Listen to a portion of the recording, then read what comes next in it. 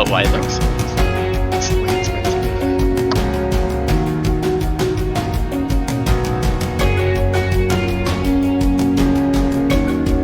How many of you have Publix by you? The grocery store. Not near me. Publix? I've heard of it. It's a relatively southern grocery chain. I know that because I used to go to all the time when I lived in their old Alabama. I feel like that's the trick to get you to say privates. No. You can't have Publix in your They mouth. have a deli there that make like actually pretty good sandwiches. Like I think their subs are probably better than Subway or Quiznos or anything like that. It's not a high bar, but fair enough. That's true. I think it's even better than Jimmy John's and stuff like that too. Jersey Mike's. Yeah.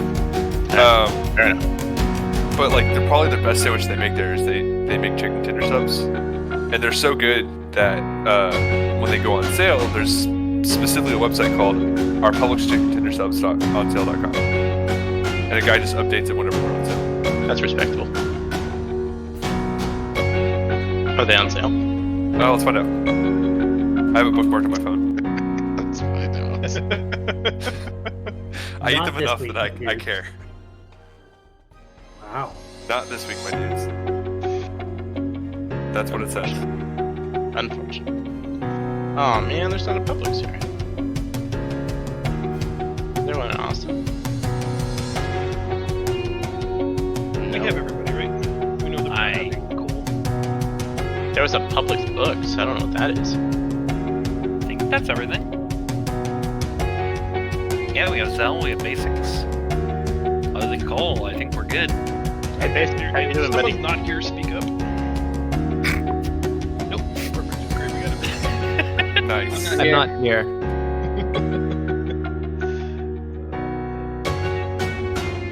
Alright, so we haven't played in a while. Before we start, I have one potential wrinkle in our plan, and that is that there is a huge storm moving in now, and it's just starting to rain pretty heavily. I don't have the most reliable power in the world, but so far no flickers, but if something abruptly happens that's likely to cause it, I'll try to get on my phone and keep you guys up to date. I don't tell think me. it'd be a problem. Should I? I completely understand about the whole storm thing. If you run out of power, I get it. I totally understand the whole storm thing. If you run out of power, I get it. As a Texan. Not quite As a that person in the South with tornadoes, I get it. As a Californian, I get it. You're not allowed to. Californian power. What are you talking Oh, about? yeah. Oh, There is is no such thing as a big storm. That's what I'm saying. Yeah, this is true. So dehydrated that a storm floods my backyard and my garage. That's impressive. We knew when we bought the property that there was like poor drainage on the right side of the property, and it takes a couple of good storms, but like if it rains 3 days in a row, big rain 2 or 3 inches, it'll flood. Like I've developed a trench system that I go out and dig, and I've got a sump pump to bail us out. Yep. I imagine the dogs love it. They do. I got lots of helpers those nights. Elbers. Anyway, moving into game stuff. Who remembers where we were and what we were doing? We were going toward the island, and we We're on a boat. were on the ocean, and then a bunch of sheep people attacked us on a boat. Nope, not quite. We redirected where we were going to help some people that were stranded, and then we got waylaid by fish people when we tried to do that, and also the octopus. We did the thing that Shout the out to people of the Octopus. Canterbury did in the Expanse. I understood those words, but I don't know what you said.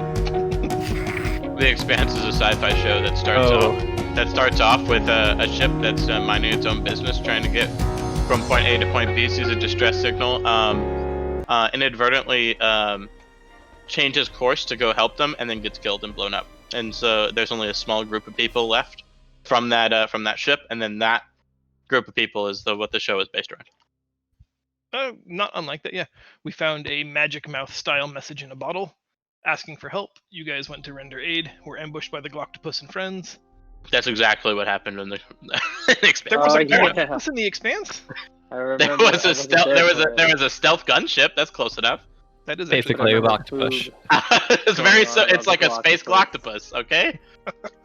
This is actually oddly specific. I like this. Excellent. Oh, there's basics. Okay, that was Basics very wasn't here weird. for this, or he was here for this. Wasn't he? I think everybody that we have now was here last time. No. I was not here last time, and I had to watch the video, and like half of it was uncut with audio. So Oh, that's I right. appreciate the recap. And we had the. But I do remember Boob going on about the Galactopus, posting many pictures about the Galactopus, I remember and him even going then, on. I'm 3D glad- printing. 3D printing a Galactopus. That's at That's at Kay's work right now. It's on her desk. That's perfect. Nice. I still want one. Okay. Where's my Galactopus? Let me There fix my was- 3D printer and Okay. I'll print you one. Nice. They also tried to draw the Dauntless 3 fish people priestesses. Were trying to create like a giant whirlpool to draw in the ship. 2 of them were killed, and I believe one of them was captured. We tried some non-lethal damage. And I think that's where we are now. We had rescued the survivors, brought the dead on board for proper burials, and that's kind of where we are in real time now. Unless I'm forgetting something or anybody has any clarifying questions. We're just lugging around dead bodies near Feisty. Dead bodies. I mean, I think. Oh, you're confused. He's a necromancer, not a necrophiliac. Ah, yes. There we go. Oh, Wow. okay. Thank you for the clarification. I'm a pacifist. We'll keep him away from my kids. Good lord. God. Oh my god.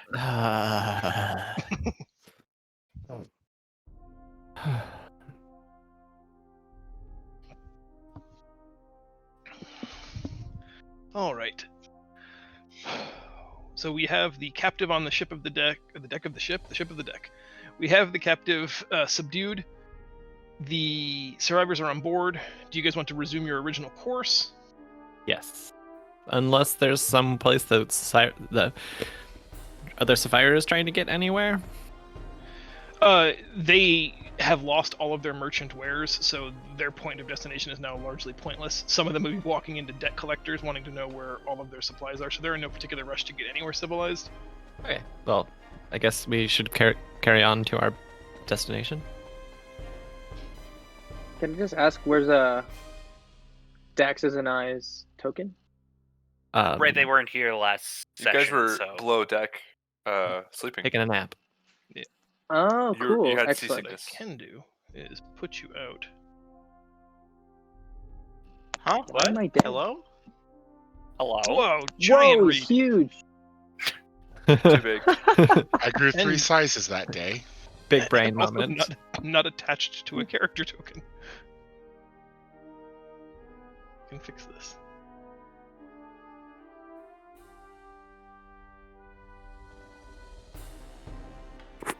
I love that this happens often enough that it's a thing. I've never seen the back end version of Roll20, like the DM's version of it. So I Mhm. just assume you're just like going in there and programming this thing, like just straight Yeah, up it- hacker coding it. It's like the Basically. Matrix. Yeah.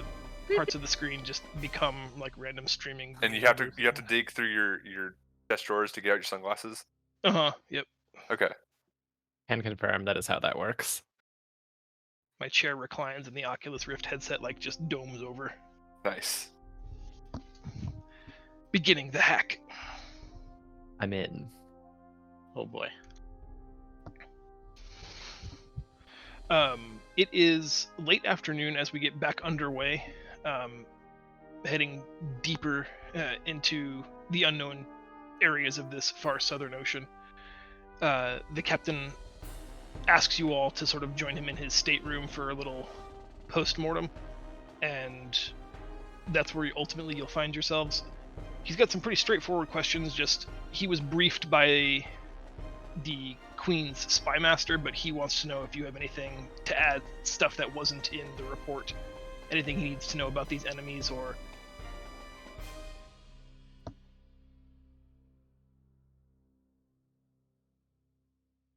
That I But Mhm, they that's sure are interesting people. I can't think of anything off the top of my head that we haven't that isn't already evident. We have a compass. Did we already explain to them that they're magic? Are they? Something like that. Are they magic? Do we know that? I don't think we know that for certain. Is that a thing that we can, like, try and figure out? I mean, I guess there's always like detect magic. We That have a should be- prisoner. Find out right now. I just kind of figured since they dissolve into water, we assumed they were magic. Let's confirm it. I mean, I don't have a detect magic thing. Who's got detect magic? That would be the sorcerer. Lab? I don't have detect magic. What? A You have it. wizard! You have detect magic. I mean, it's technically, I think, both a spell either of you can know, but I don't know that either of you do know it. Nope. I have no reason to know that. I have no obvious reason to know that. As a scholarly student of magical study, I don't know anything about detecting magic. Yeah, I've spent my whole life in the study of magic. Oh, cool. Is this magical? I have no idea. the best I can do is the Arcana check. I can faintly determine if it glows with magic. I can't tell you what it is though. So I will Wait. run an Arcana check on the dude. I don't know what that's gonna do. I could do that. Let's just ask him. That could be a function of the interrogation that I'm certain is going to happen in the near future. Does anybody have any thoughts or questions for Captain Drake while you're here with him? He tells you otherwise his plan is just to keep heading deeper into what he assumes is enemy territory until he The finds question the I have threat for and him: completes his mission. does he have a sorcerer on board his crew that's not one of us? Yes, his arcanist is named Athenia. Does she have detect Does magic? Athenia have detect magic spell? He invites her into the meeting room. You guys confer for a moment, and she shrugs super casually, like, "Why wouldn't you?" Yes, obviously I know detect magic. It's one of the most elementary spells. Good. Yeah, lad. Sounds. All right. To be fair, sorcerers don't learn their magic; they grow into it. There's a difference. I'm gonna use some of our gold to learn detect magic.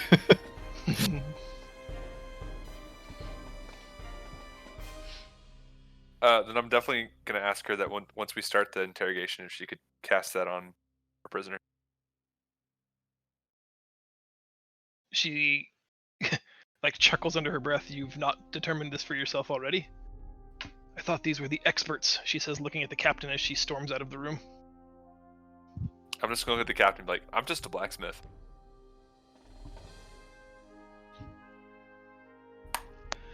Well, he offers the opportunity for you to speak to the prisoner. They say that so far, once she regained consciousness, she's only made sort of chittering, unintelligible sounds. He's not sure she's even capable of communication. But if you want to give it a try, you have his blessing. Hey, try. Yes, sir. Since I don't really care about the interrogation, can I go see if I can learn that detect magic spell from the Arcanist and steal 50 gold from our funds? And I like the steal money from our friend's part. Yes. Okay, Talking with her, she doesn't know you from Adam, and you can tell that all of the magic users of this particular region have a sort of natural distrust for necromancy. Have you tried to deliberately hide that that's your trained school of specialization, or is it more like you're just kind of open about it and people accept you or don't, and that's kind of up to them?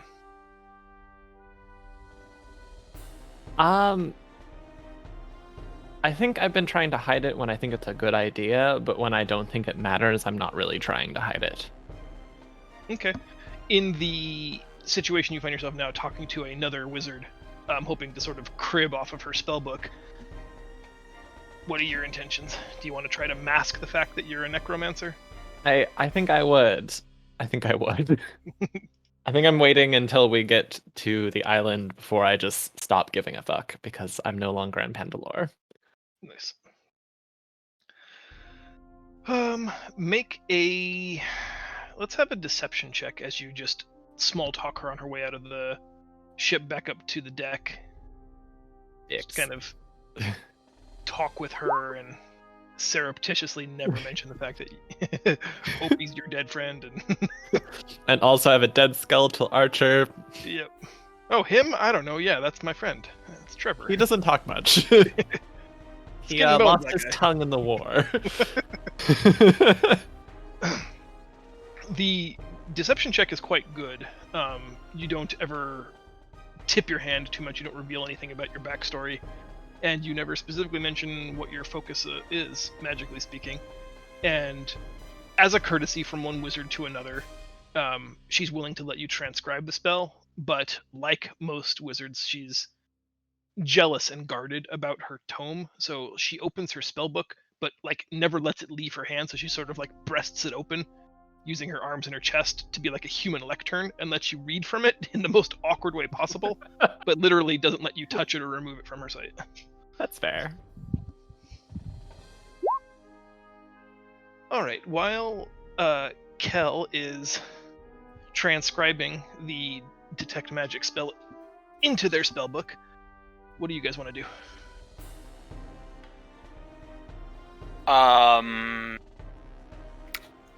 Zaz is going to spend 10 minutes and meditate at the bow of the ship so that he can learn detect magic. Because clerics are stupid and I know all magic. That must be nice. Apparently. Yep. They know all of their spells. They just have to have prepare train them. for Yeah. Oh, right. Okay, never mind. But nobody Sorry. asked if Zaz knows detect magic. So he's just sitting in the corner going, I should figure that out. We had to put it in D&D terms there for a second. It's like he has to prepare, and I'm like, wait, never mind. Now it makes sense. As a cleric says, I don't remember. Do you pray for spells at the beginning of the day or the end of the day? Like, I know that you're supposed to pick a time of day. I'm saying, like, Zaz specifically, are you like a sunrise or a sunset cleric? Zaz is a morning person. Okay. I guess I'm just, well, considering I got harassed by a giant squid, I'm going to go downstairs and start back below deck and start nursing my wounds, I guess. Is something I'm Okay. going to do. We can, for the foreseeable future, just take a long rest. We're in no immediate danger, and we are heading towards an unknown destination, so there might be, a conceivably infinite amount of time. If everyone just wanted to get their spell slots and health back, that seems reasonable to me. Sounds good. Kig likes that idea. Yeah, sounds good. Okay. Opie and my dead skeletal He was archer just are going to sleeping. punk with me, I guess. Okay. All right, so you guys can make those changes on your character sheets for hit point purposes. The evening passes without much eventuality. You wake to a brilliant red dawn. The sky is almost crimson at the horizon, and several of the sailors are muttering under their breath that means we're in for a thrashing tonight. The suggestion being that there's a storm coming for sure. Oh, didn't mean to do that. Sorry. Zaz, if you want to make any changes to the clerical spells you have prepared for today. Yep. Just have no idea how that works and roll 20.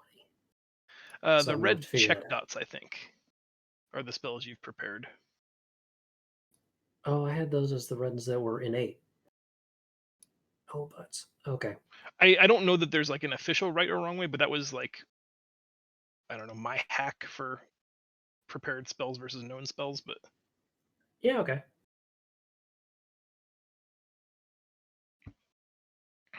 in the morning, there are several of the crew fishing overboard.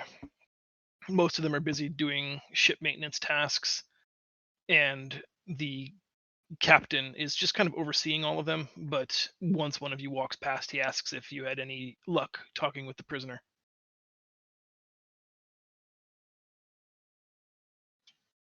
I don't know, did we? Did anyone actually go and Not talk yet. to him? We pretty beat up from the fight. We haven't had a chance to talk to him yet. He mutters something about lacking the discipline of his soldiers. But should you get around to it today, she still seems to be muttering incoherently, sweating profusely. I've never seen anything like it. Kind of fish sweats. The one that's not in the water. The one Yeah. that's made of The water? one that's made of water. Yeah. All right, never mind. I'll be quiet now.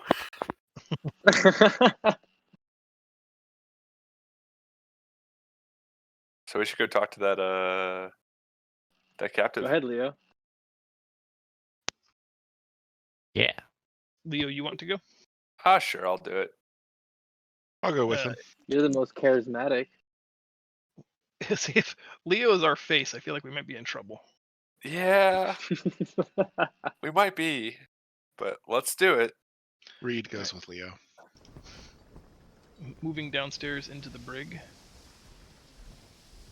you find the small.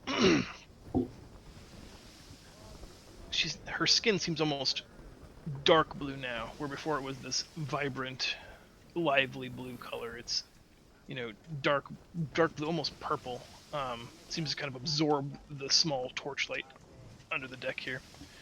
She is slick with moisture. Small puddles appear at the base of her cell. Her eyes don't even rise to meet you as you enter.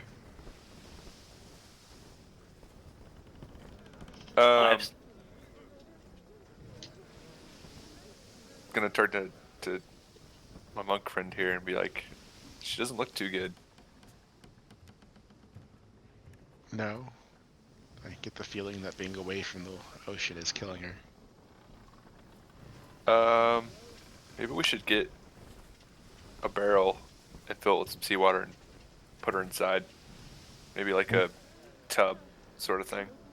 Then Let's you'd have see her if over she the talks barrel. first.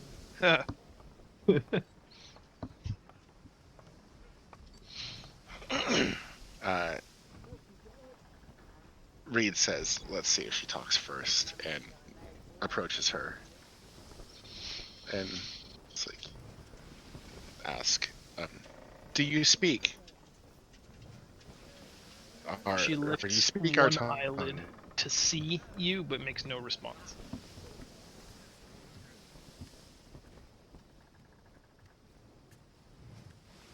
She acknowledges.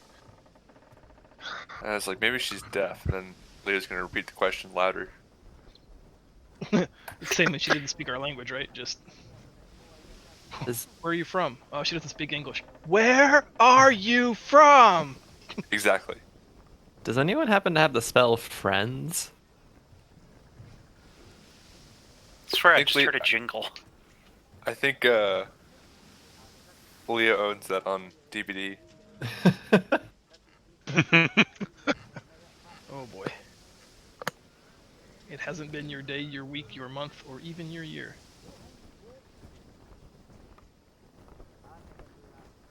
After there's no follow-up from Reed, she just goes back, chin to her chest, staring down at the floor. I think I'm gonna turn to Reed and be like, yeah, we should maybe get her some water, some seawater, kind of fill her back up. Do you think she might? Do you think she might know? Considering when we were looking at it, it was her prose was some kind of elderly Elvish. If you tried talking to her in Elvish, do you think that would work? Do you know that language? I'm a half elf. I would hope so. Well then. We'll go down there and help then. Well, then I go down there. Is figuring out what's going on. Leo, since you're gonna get some water. We're just remember we're interrogating one of the fish people, right? Yes. Yeah. Yes. Okay. I was caught off guard by the whole Elvish thing. Yeah. No, I walk down there and I ask how it's going. Not too good. I turned back to her and I said, we could help you if you help us. And then, obviously, thinking a little bit about what we were talking back in the Athenaeum, and in a very rare, probably stint of brilliance, I kind of repeat exactly what you said. in Elvish to her. Her head shoots up and she stares at you. It's the first sense you've gotten since this has started that she even hears or understands anything. Her gaze is fixed upon you. I repeat. You realize that if you help us, we could help you. What is your name? Her eyes follow your lips, and she cocks her head like a small puppy. But now you've lost that sense of kinship, that sense of understanding. I say it in a little bit more like I'm talking to a child, but not in a derogatory way. Slower. Like more slower, more basic, like Elvish.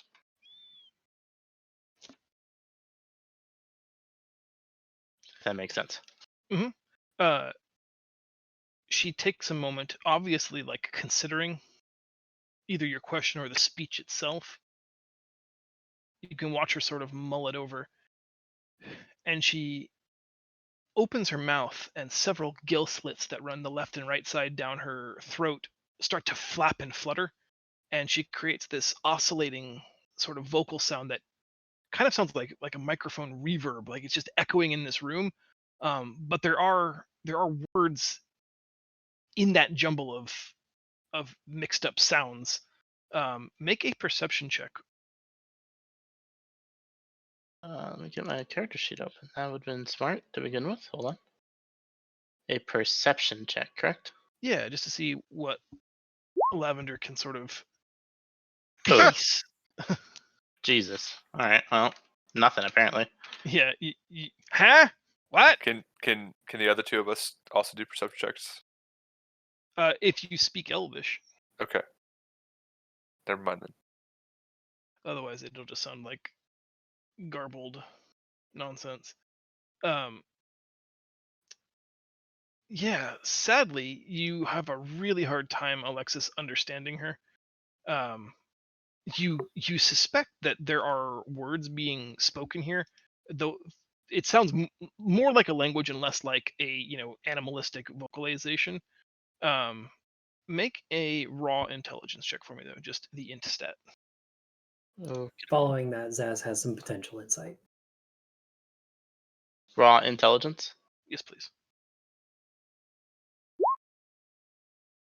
Jesus Oh, Christ! boy. What is wrong with my rolls on. today? You know, Leo. Come on, bro. Leo has the idea of Maybe- getting a Hold on. Zaz had barrel of insight. water. Oh yeah, sorry, you go can go for it. get your Oh, barrel of water. that's great. Yeah, I'm gonna get a barrel of water. Okay. Make it a big Zaz, barrel. A very big oh, barrel. you know what? I'm going to let that go because Zaz was just going to point out that if those are gills, we should put her in water and then talk to her. Would make more sense. Yes. But we do have to be careful about doing that. It can't be too big of water because she might use that to attack us. Eh, Guys, there's 7 of us. We'll be okay. I know. so Leo's gonna find the biggest keg / barrel he can that will fit her and fill it with seawater and then bring it back. As you're walking down with one of like the 50-gallon drums that they store fresh water in. This one's been emptied already. You walk past Athenia, who's just gazing at the horizon, and as you come lumbering back, carrying a giant 50-gallon drum full of seawater as easily as you did the empty cask, she asks you, "What do you intend to do with that?" Oh, you noticed, Zaz. I was hoping you would notice what it was. Yeah, I tried to find Yeah, something very 100%. specific. Okay. Yeah, I got you. I plan on putting the prisoner here.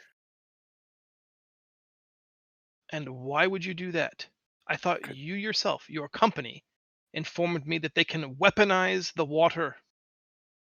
It's You 7 seek to versus arm 1. the prisoner? It's 7 versus 1. And and I'm just gonna like kind of give this look like she's a sea creature. She needs water. And then just keep on going. She responds very flippantly and sharply. She's a murderer who needs death. Just gonna ignore that and keep going. Shortly, a slightly sweating Leo stumbles down into the brig, carrying a large barrel of frothing seawater. Tell me about that sweating and frothing again. Maybe So not. wet, so frothy. Oh, maybe let's refrain. Moving swiftly onward.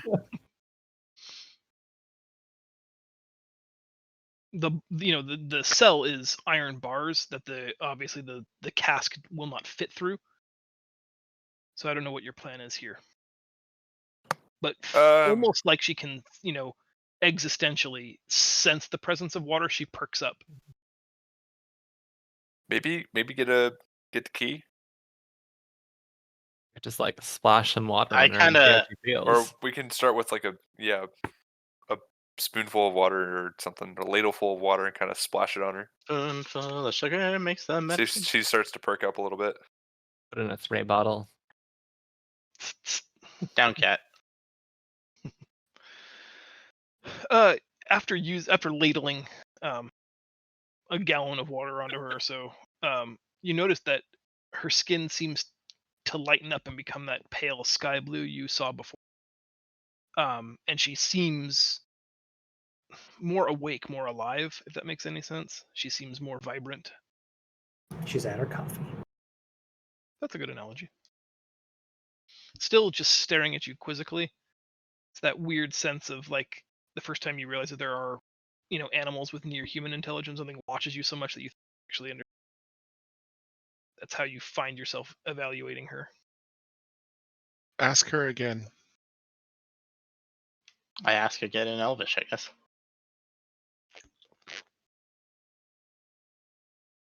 This time, without hesitation, she immediately responds with the exact same vocalization that she made before, that deep reverberating sound that sort of echoes and drones on, with sounds that seem almost familiar mixed in that somewhere. But this time she's like frowning, a combination of frustration and anger. Let her talk underwater. Leo agrees. For that, we need the key. Kig, open the lock. Copy that. It is a hardened lock, so I'll actually need a skill check from Yeah. What should I?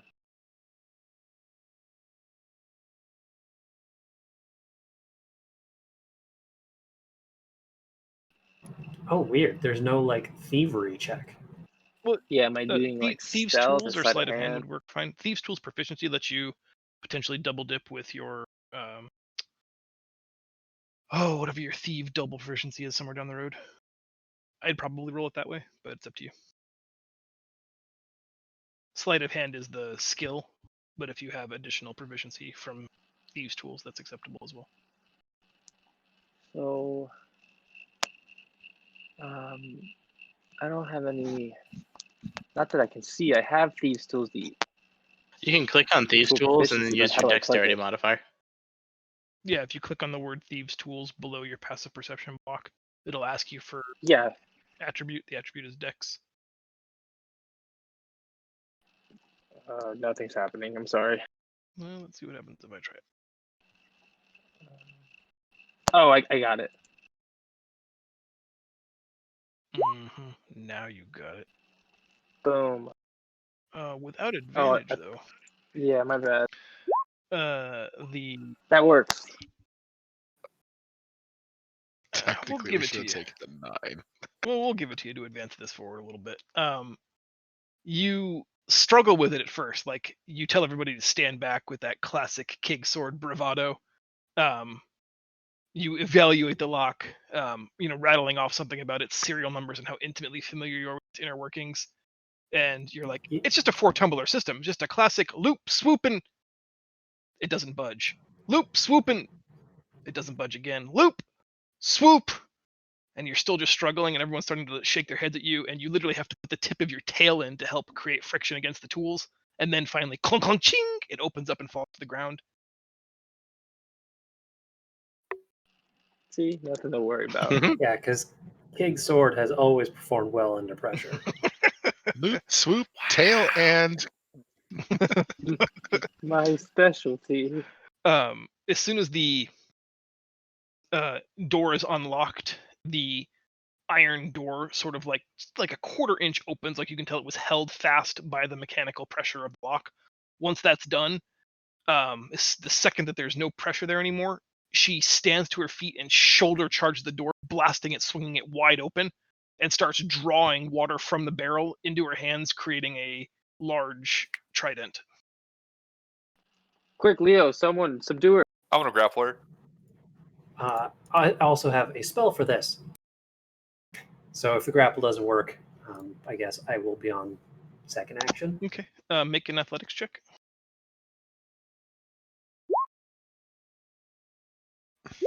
Nice. I No. also level Oh, my no. quarterstaff. Ooh, Her jeez. skin is super, super slick because you just finished bathing her in water, and it's already got sort of like a, not in a gross way, but like just a natural secretion of mucus that probably helps keep her healthy and fast in seawater.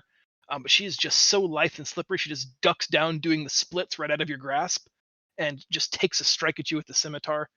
You stumble backwards, tripping over the barrel, nearly knocking it over, and your companions have to basically gather you and stand you back up on your feet. She now has a fully conjured spiritual weapon in the form of a trident. Zaz, you said you had a spell for this. Hold person. Man, my spell DC sucks. I have to make a wisdom save. Yep.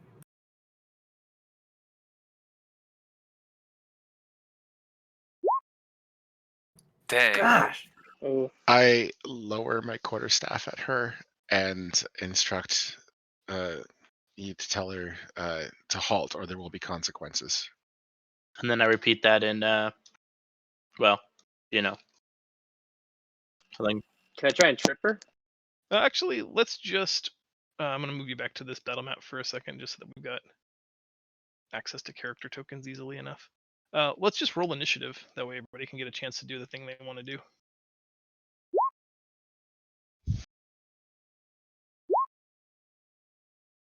Nice. What? Oh man. 25. Jesus. Yeah, that's fair. We've already done something. We'd be at the bottom anyway. Yeah. I have a -1 on my initiative, so I get a 0. It's great.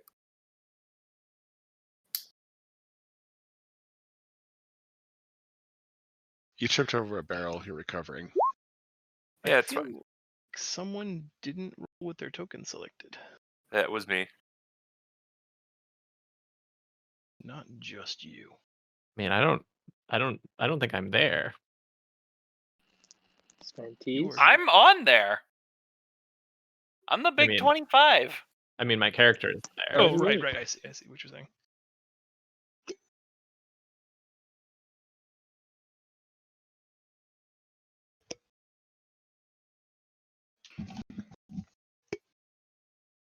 And Leo. A 0. How many kick swords do we need here? This happened. At least 3. Enough.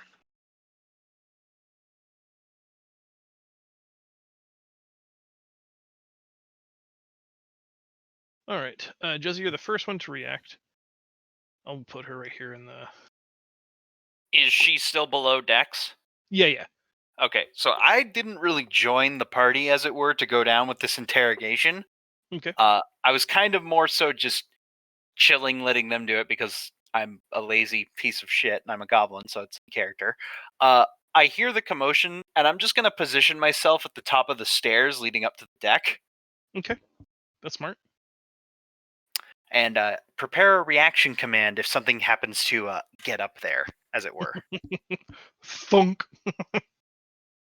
All right, Kig. In the room, she's manifested a spiritual weapon comprised of seawater. Almost knocked Leo over. What are you gonna do? Can I try and like knock her on the ground and like trip her? Uh, Since I was like kind of in front of the gate already. Sure. Make an athletics check. It will be opposed by her athletics. She can't get lucky again, can she? Aha! No. Okay. You charge at her when she tries to lunge with the spear. You drop to all fours and kind of skitter, but bringing your tail around, catching her in the ankles, drops her on the flat of her back. She exhales with the air exiting. You just knock the wind out of her cold. The Does anyone have any rope? spiritual trident dissipates the second her back hits the floor that hard, just becoming a puddle on the ground.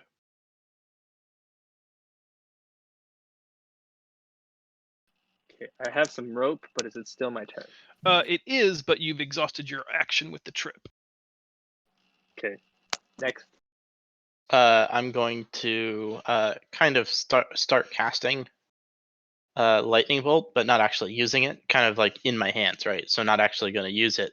Mhm. And I'm going to potentially use a intimidation check to repeat again very sternly. If you do anything, you will die. Please stop. If I could do that, please. Yes. Of course you can. Make an intimidation check for me.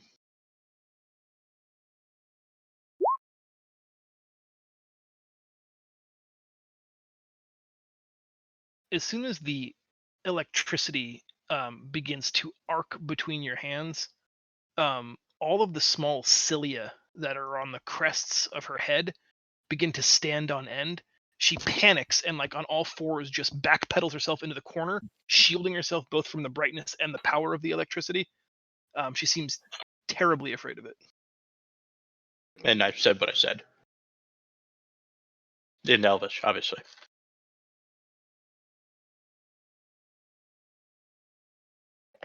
Now anybody else can. I'm keeping her down. Somebody else can go and tie her up or something. Can you hear me? Don't we want her to be in the water so that she can speak to us? Yeah, but we can put her in the water after we tie her up. Yep. Who has the Uh, rope, or do we all oh. have rope? Yeah, are we doing? I got rope I can get. We still doing turn order? I think we can break from turn order at this point. Okay. Leo will go over and tie her up, and Okay, then pick her up and set her in the barrel. Use 2, just in case. I don't know if she'll slime her way out of it. She doesn't resist you. You started. As you go to dunk her in the barrel, there's like that. She's not going to fit but one way. Do you go head first or first? Head first. No. She needs her gills inside. Yes, she can. She can still duck down. She can duck down. Head first. I think you're being overruled here. I'm gonna put her feet first, Oh. Yeah. even though head first sounds funnier. You can see in her eyes there's a sense of comfort and safety being in seawater, and she's got a large form. You know, she was 5.5 feet tall, but she manages to squeeze down so her whole body ends up submerged in this small 50-gallon drum. She, not quite contortionist, but packs down real small. Good travel size. I'm imagining her eyes peeking out above the water, looking at us. Yeah, there's Cute. enough darkness in the room that now that she's fully submerged in the water, you can see there's a line of tattoos up and down the ventral side of her body that glow in the faint darkness, and the irises of her eyes glow green as well.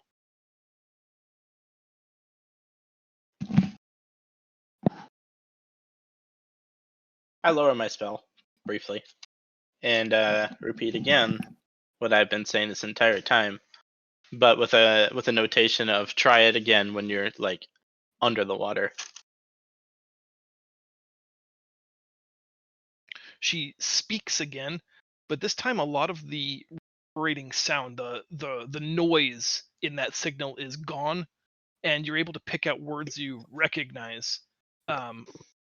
Trying to piece it together, it's like someone who speaks Spanglish. You know, it's you have a guy that speaks English, you have a guy that speaks Spanish, and somewhere in the middle there's speaks Spanglish. So you get like every other word. It makes sense. You understand what you think she's trying to say, but it is not like a Right. apples to apples direct translation. Ultimately, the words are how my language that's your best scholarly translation. And then what she says repeatedly when she scowls at you is the word colonizer. How do you Damn. know language, colonizer?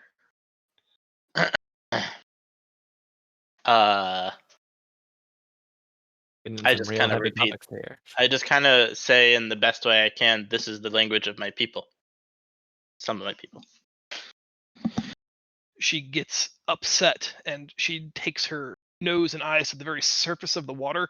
She looks angry and intent, and she puts her hand on her chest 3 times in a row and says many words, but the only word that you understand is my people. I guess I repeat again one more time, potentially our people, but quizzically.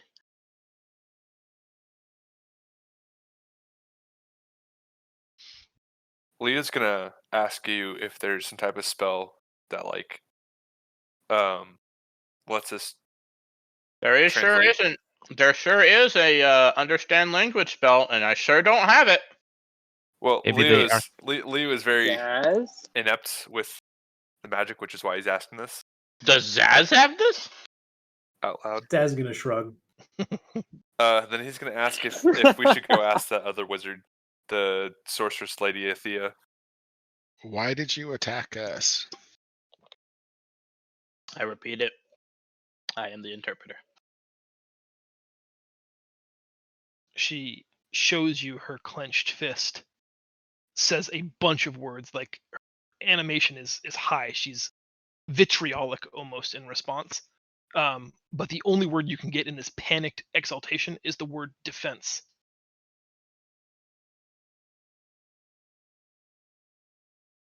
Defense against who? Colonization. Something's colonizing her people and her world, I think, and they're lashing out in defense of their land,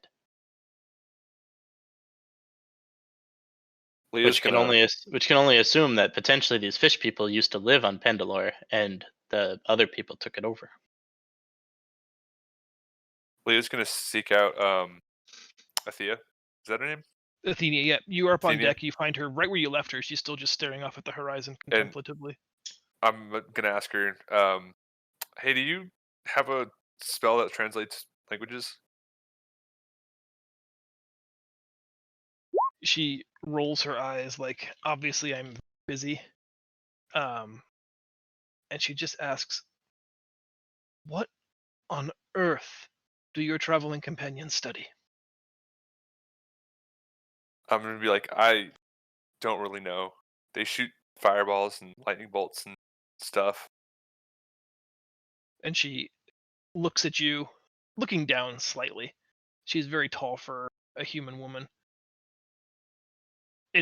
Almost admiring your frame, Ooh. says, do you exercise but a singular muscle? Or are all of them important to you?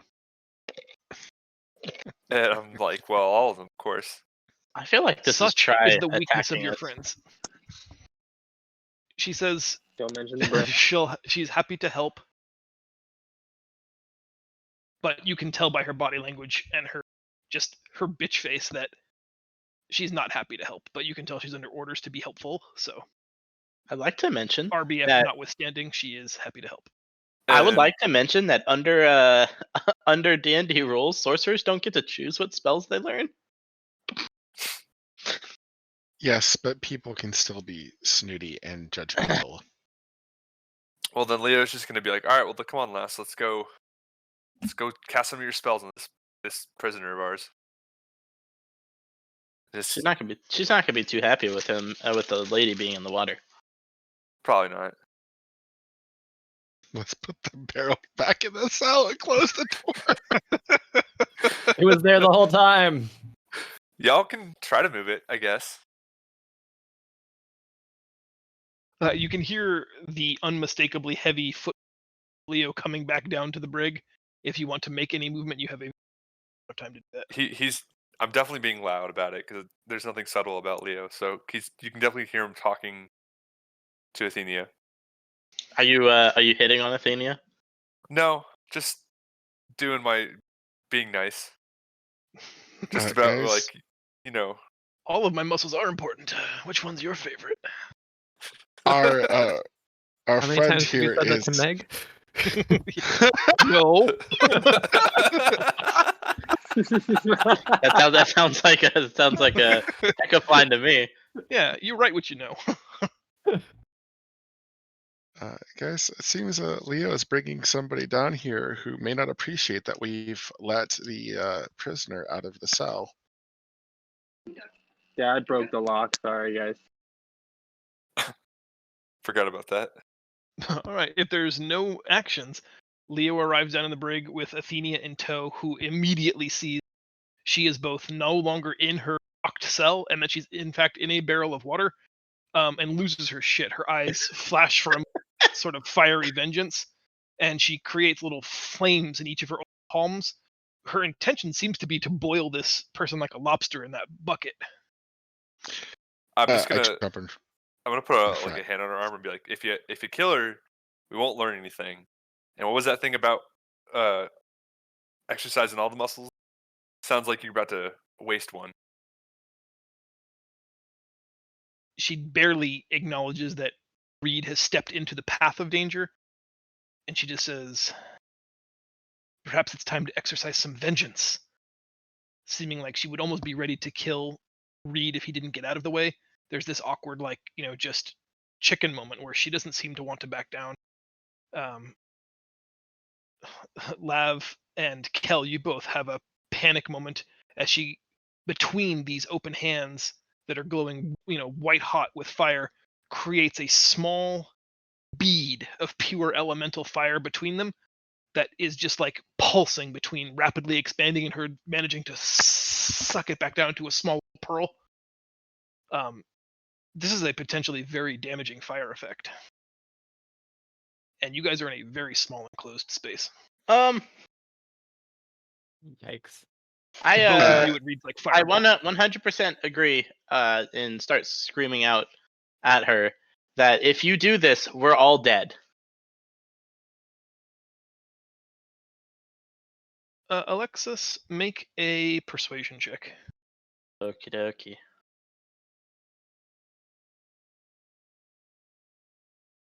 Persuasion. It is here somewhere. Haha! I'm very persuasive. Jesus. 19. Yes, Alexis, you move into like the range of her vision. She's not taking her eyes off the barrel or the fish woman within it, but you sort of like put yourself in that same line of fire that reads in, and just be like, I don't need detect magic to know that that's a fireball. You spend 15-20 seconds really just explaining to her exactly how everyone, including her, is going to die a horrible fiery death if she detonates that effect. Ultimately, you hit on something about her obvious need for vengeance. You, Alexis, put together the fact that she must have lost someone quite important to her in one of these attacks, and that if she ends her own life here, she'll never see justice, and she'll never have another chance for vengeance. Sounds And about with right. that, a classic singular tear down the left side of her face, and she lets the spell go. It dissipates, and only steam rises from her hands.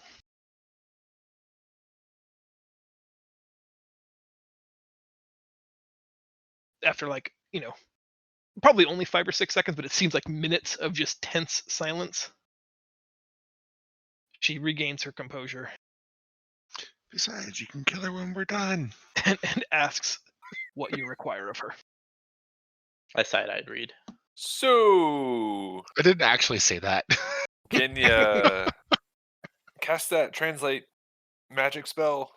You know Thing. it was the same slot as Fireball? Oof. Oof. Oof. She says yes, she can, although she doesn't know what you could possibly want to talk to this murderous witch about.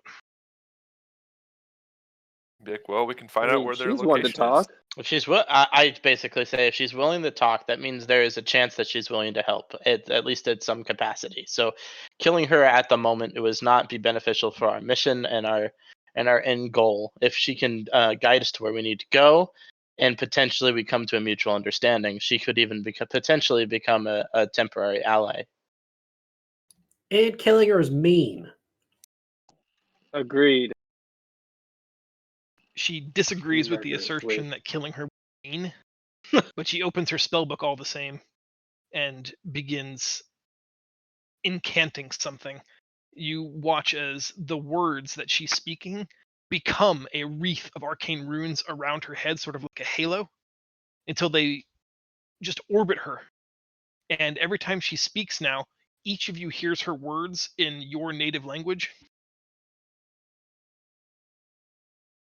And she Try. says the spell is complete. Sir. I got a question for you. Yes, sir. Can I use this as a chance to potentially start to kind of learn the language based off of the similarities to Elvish? Why don't you make an intelligence check while Oh, she's no. translating? Oh boy. And that will be the start of this. Okay.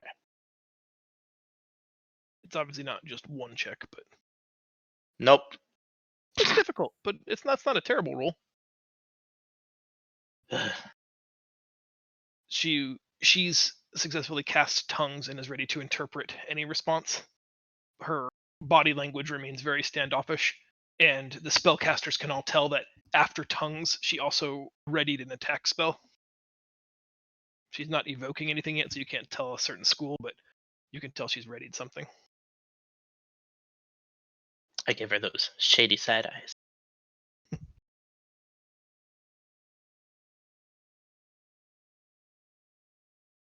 Test out the magic and address our aquatic friend. Who are you defending yourself from? Athenia speaks. It sounds like, honestly, it sounds like whale song to you. The woman in the barrel turns her head a few times to listen, makes the same kind of response back. Alexis, you're doing your best to try to catch the few words you recognize and are able to piece together.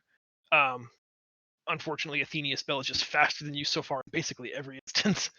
But she responds. The Athenia says, "This liar, this murderer, says she's trying to defend herself from you." Me? Who's she pointing at specifically, or just the group? Specifically you. She says, like, not you as in anyone in this room, but you as in us, a broader sense. People not like her. People of the surface. Is there any way you can ask her to elaborate further? I'm not necessarily asking for a history lesson, but at least so we can understand what is going on her side. We're willing to try to understand. And I know she's going to give me a look, and I'm going to give her another look. Those looks do get exchanged as you anticipated. As she speaks, you notice that one of the words, you pick up on one of the words Athenia says. You can hear it now in that whale song. Athenia used the word stupid. Like you would refer to a small child who doesn't understand the ways of the world. The fish lady gets obviously riled up and upset in the tank, and then just crosses her arms and refuses to say anything else. She only says that she is being kept against her will and demands to be released. I'm going to pull out my small knife, walk up right to her, and be like, I want you to say exactly what I said, word for word, again. She says, or what? You'll kill the only person who knows how to cast any useful spell? And then I put the knife directly on her throat, and I said, maybe.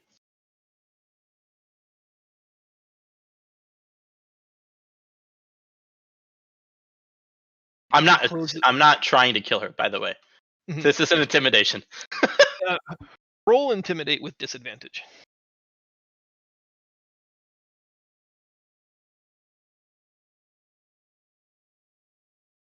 Advantage. Intimidation. Fuck. I am not very intimidating. Not in this instance, anyway. It's tried. her ship. It's her crew. You maybe even feel the slightest bit inferior because she's so far had all of the correct spells when you had none of the Hey. correct. I tried. And she just presses her own throat against the blade, like in defiance, forcing you to remove it, or else she would cut herself. And she just smiles and says, "That is what I thought. Never bluff Athenia, when someone needs you more than you need them." Athenia, we need your help. And if you do not translate what we're asking without adding extra words of your own, we are going to get nowhere. She tells you that she will do as she is asked, only because the captain has commanded it. But she guarantees you will get nowhere with this one.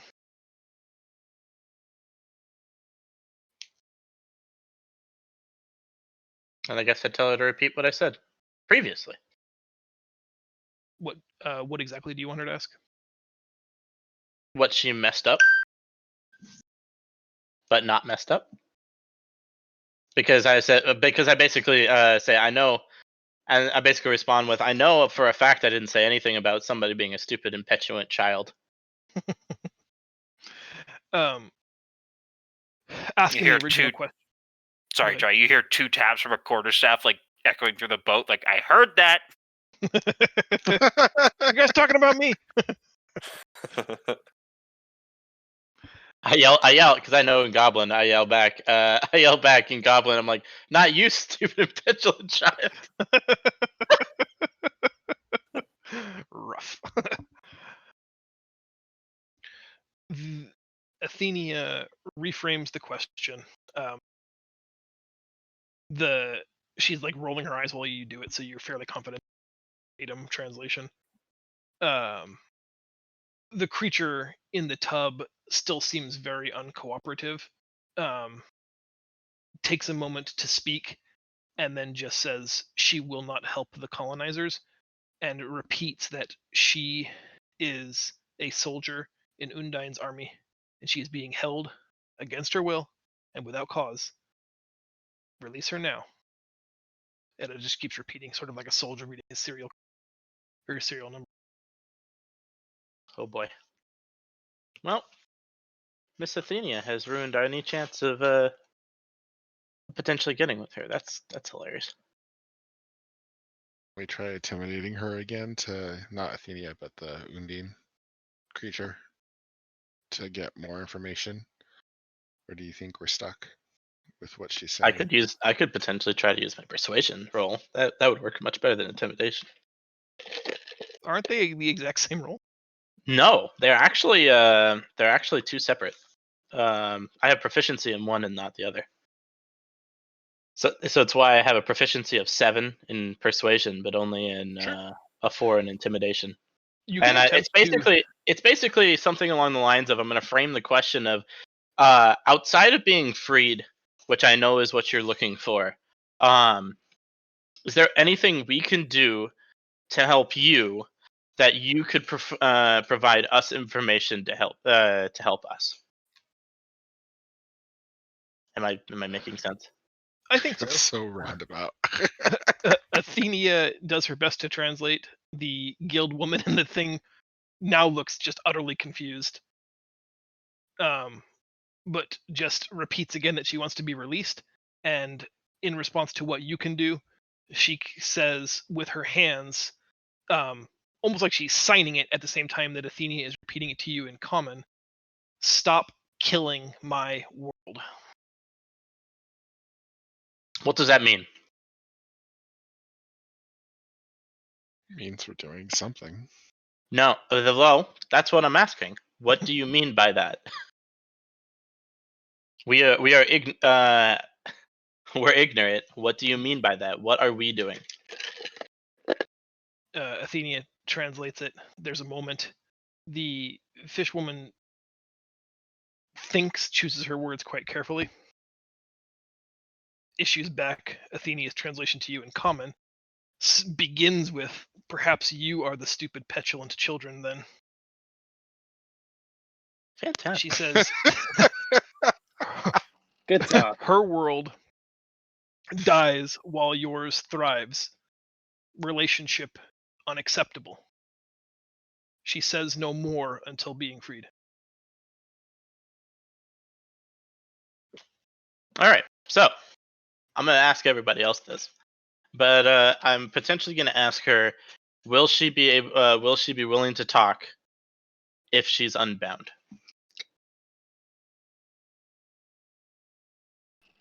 I mean, she's kind of always bound, but not being Yes, in but her in like the water. I mean, I know we got her with submerged rope. barrel, but That's what I'm getting at. what is he gonna do? Give us hand sign? She's bound by rope. Isn't she also bound by the spell? No. She You succeeded released her it. saving throw. Oh, right. Okay. Zaz couldn't quite wrangle her. Look, I'll trip her again if that's the case. And if you can count on anybody, you can count on Kig's sword. Wait, where's my sword? Kig's tail. I feel like we're not going to get anywhere at this moment. What if we? Would there be any benefit to releasing her when we get to our destination?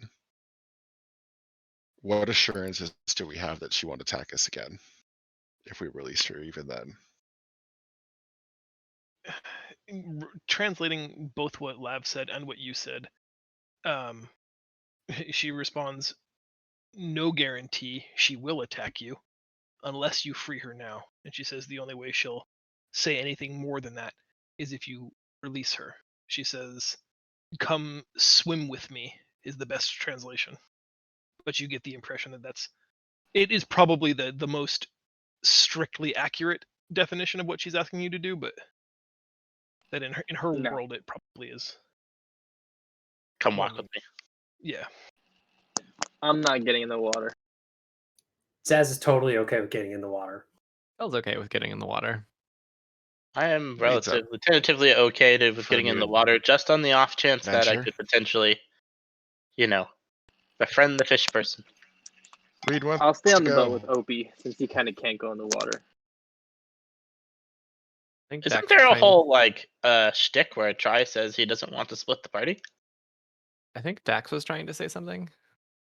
Good. Oh, I just said Reed wants to go. He wants to go in the water. Why not? Adventure time. Leo will go. Athenia just abruptly storms out of the room, like she's done entertaining this nonsense. You can tell she has nothing but contempt for the fish woman, and just storms out, considering job done here. Leo's I gonna call ask out, her. thanks for your help. Leo's gonna try to stop her and ask her, "Hey, one last thing. Can you cast detect magic on her?"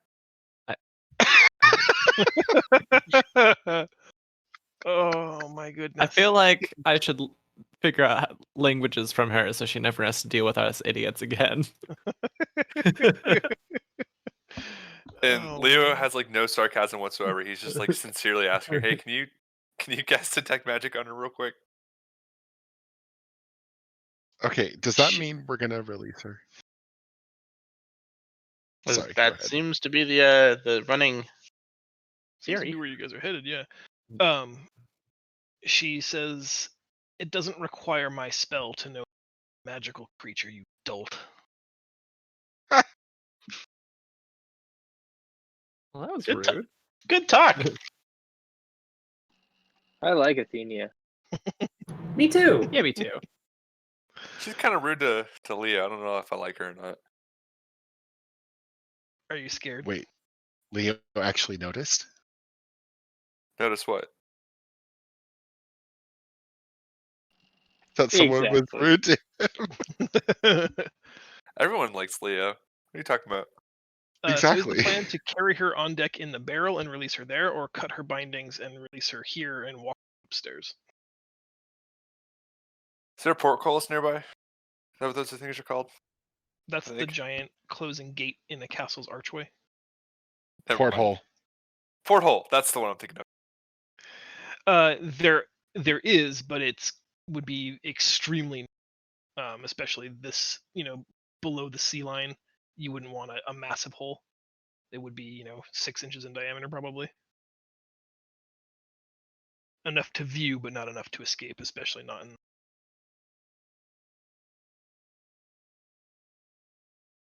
We do have that hat of disguise. And we do have a goblin that has a swimming ring. This is our new friend that we magically teleported aboard the ship that we didn't tell you about. We're just going for a stroll. That's it.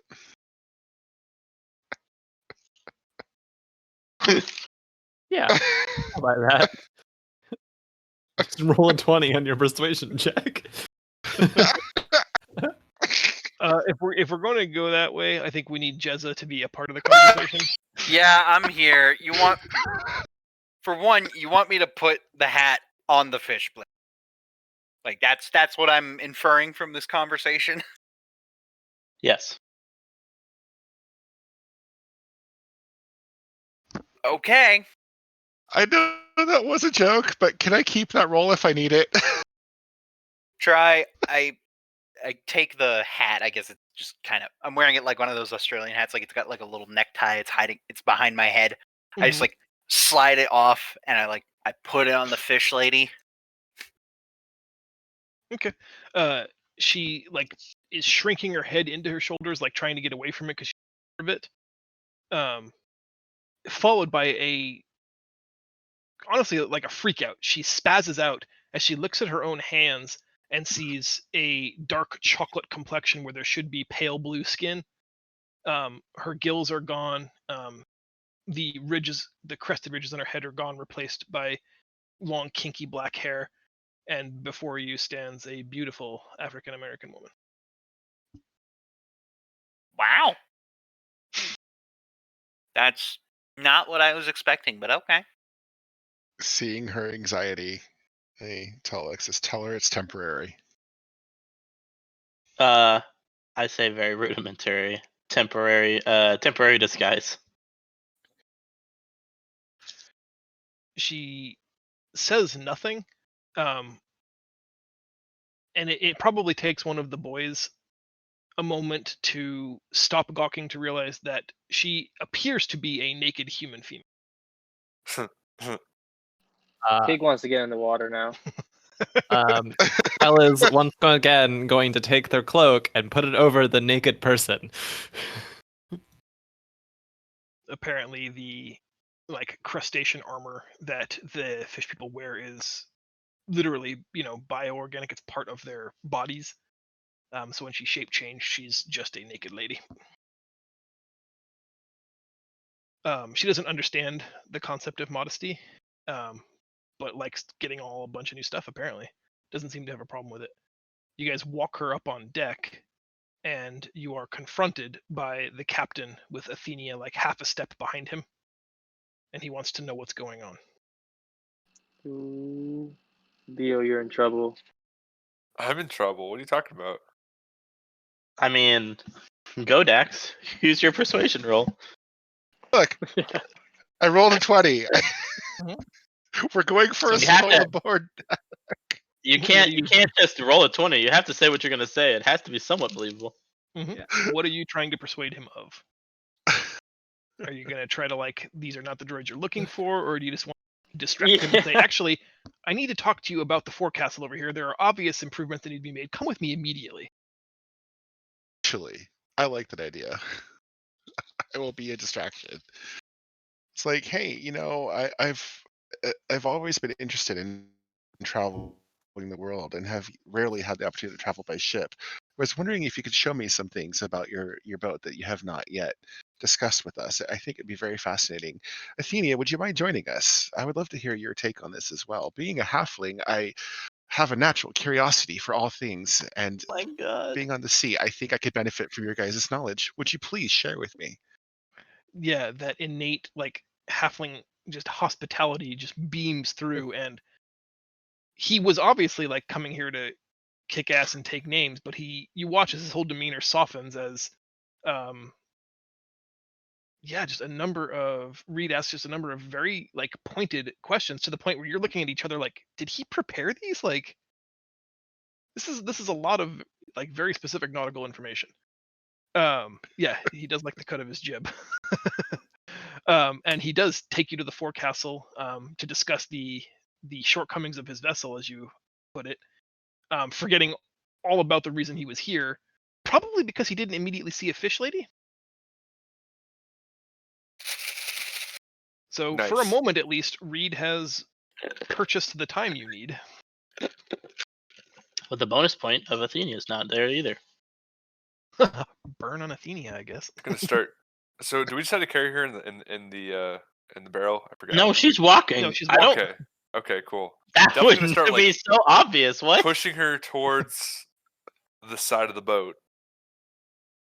Oh, Leo. Never change. And then I'm just gonna kind of gesture at her, like, to jump into the water. I pull. Kig helps push. She waits like 1/4 of 1 second to make sure it's not a trick, and then decides she can't even risk it and dives off the bridge of the ship, splashing into the water. I'm gonna smell like salt again. I jump into the water. About half a second later, the cloak and the hat wash up to the surface. Leo's gonna jump in. And she's gone. Gosh, she said it's worth me. Jump in. I think the intent was for the one with the ring of swimming to follow her. Gonna do it some anyways. extent. Jumping in. I did jump in. I don't know about the dwarf, but I did jump in. I jumped in. If nothing else, I'm getting my hat back. Cannonball! It was less of a jump and more of a trip into the water.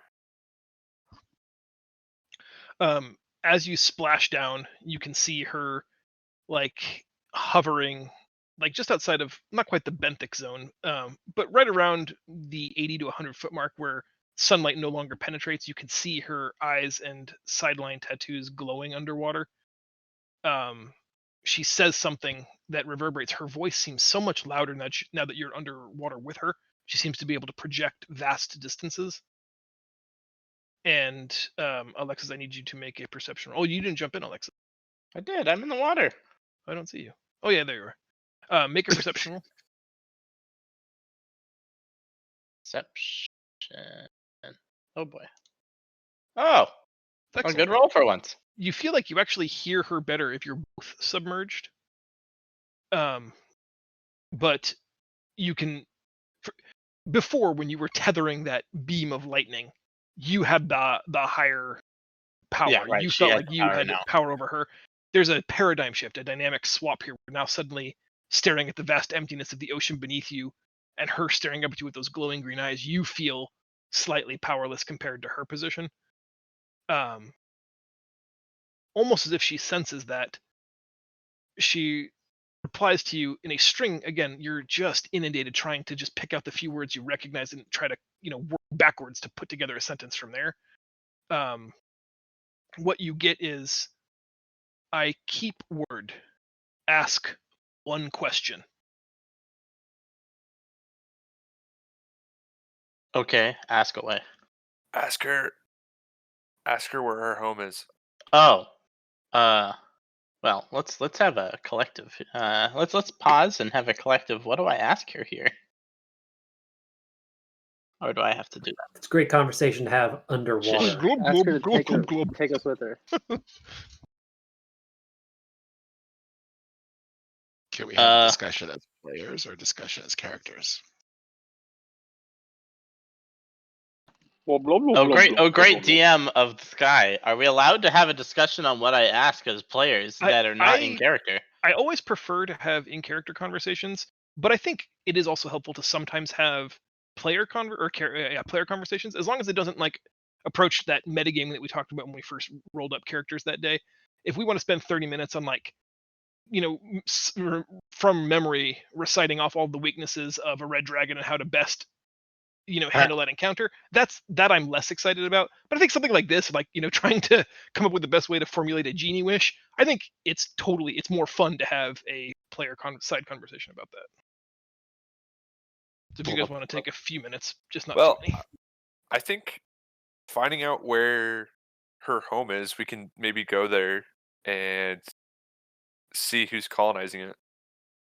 Yeah, can we go there with her? And then have a better idea of what's happening. But she didn't say colonizing it. She said we were destroying her land. She also called us colonizers, so she thinks that we're colonizing it. How we're She destroying. called Alexis. Hey guys. Why don't Hi. we figure out how we're destroying the land? That's also good. I guess we do still have the compass to show us, point us to the right direction, I guess. Speaking of which, Ask you her if didn't she bring can that cast into like a the water, water did you? breathing spell. No. Okay.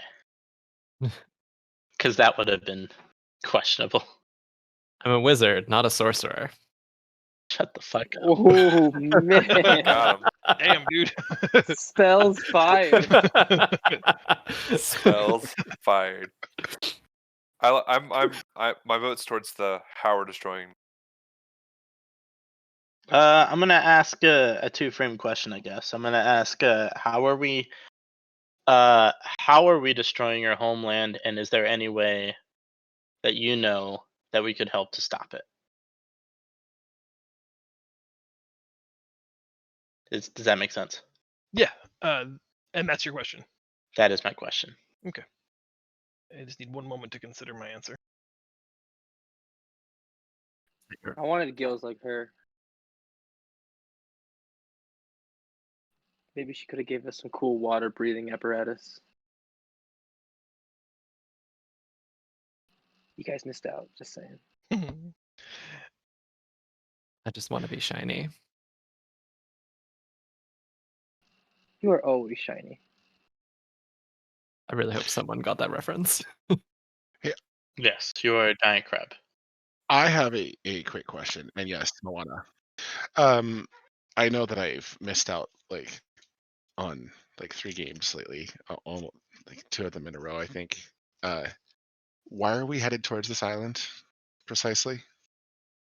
For adventure. For adventure, to find the source of the invading fish people and to figure out how they were able to generate that tsunami that killed so many, and basically Okay. to assess the threat, determine whether or not this was like the opening salvo of an invasion force, if it was a hit and run, if it was an accident. Just that at this point, Queen Gwendolyn knew so little about it before she went to the Tribunal Council and asked for basically the continent's help. She needed to know exactly what she was asking. Okay, thank you. Your captive fish lady, we'll call her Ariel, Oh boy. takes a moment to consider. And for the first time ever, you get the sense that it's like she's going to have a hard time explaining it to you. Mhm. She says many words. You hear the word arcane several times. You also recognize the ancient elven word ley line, as that's part of the structure of how arcane magic is taught. There's an interlacing network of ley lines here on Pendilor, to all of the different planes of existence. And then she says, after crossing her fingers over one another, sort of making like the hashtag sign, she pulls them apart, rotating them out so that none of the ley lines intersect. And she just points at, well, you specifically, Alexis, not in the sense that like she's singling you out, but just at you, saying, you are the problem. You take too much. You use too much. And she keeps spreading her fingers apart until nothing touches. And she just says, no The mages balance. are the problem. The mages are the problem. The sorcerers. No, just the mages. The sorcerers. The mages. My power arguably doesn't come from this plane, so it's not me.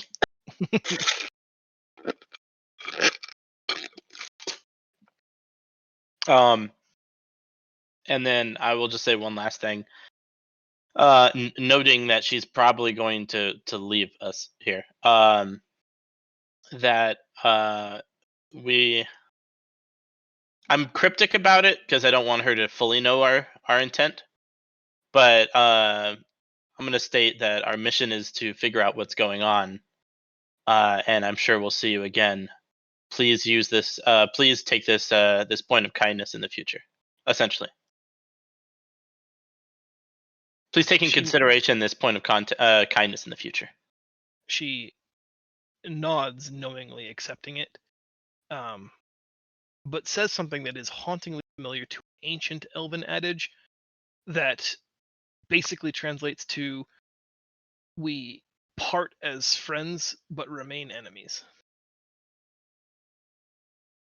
Fair She enough. then And- tells Aw. you not to follow her and No, I mean, swims away from you, both Give down her a and away fork from the ship. before she leaves. Pig's heart. It's a dingle hopper. Take one. Look at this stuff. Isn't it neat? oh god.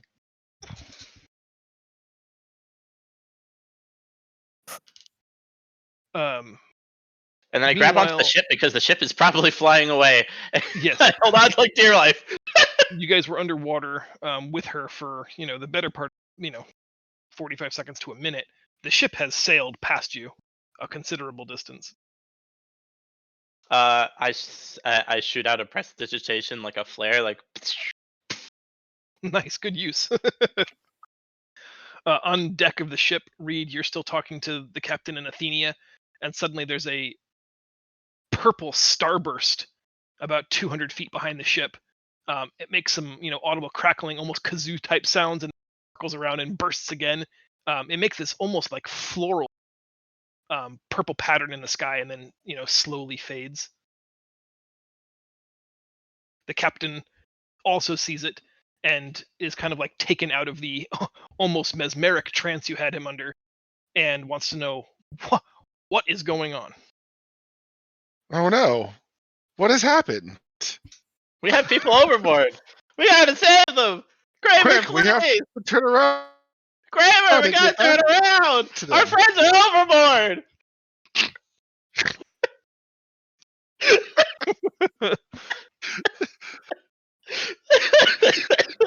Is he asking what has happened? Is it the more pressing issue that someone's off of the boat and in the water? He races to the aft section of the ship with Athenia following him. He quickly starts taking lengths of rope out of the coiling of the ship and ties it to that small dinghy that's kept aft. And he has Athenia produce a magical. From her hand, she draws forth this silver shafted arrow, which he then loads in a bow and fires it behind the ship. And it sinks in the water right where the flare originated from, so about 10 feet in front of where Alexis is. But the arrow just sticks in the surface of the water as though it were a solid object. Not moving, not even bobbing like a buoy, just static. And he kicks the boat off, and it rides down on this rope heading towards the silver thing, kind of like a zip line. Obviously a maneuver they've had to employ before. You guys are able to shrug swim along slightly the out of the line way. until you can get into the boat. I swim slightly Wow, out of the way that's- before I get knocked in the head. Thunk. I tell the captain, I'm like, wow, that's quite impressive. You guys, you're amazing. He shrugs, like not knowing how to take the compliment, and now he's certain that you were part of shenanigans, and he just doesn't know exactly what's happened yet. Immediately, he wants to know why you all decided this would be a fine time for a swim. Once you're safely back on. As he starts to ask questions, I look up at the sky and I'm like, oh my, look at the time. I'm feeling a bit peckish. I think I'll go get an orange. I disappear below deck. No scurvy here.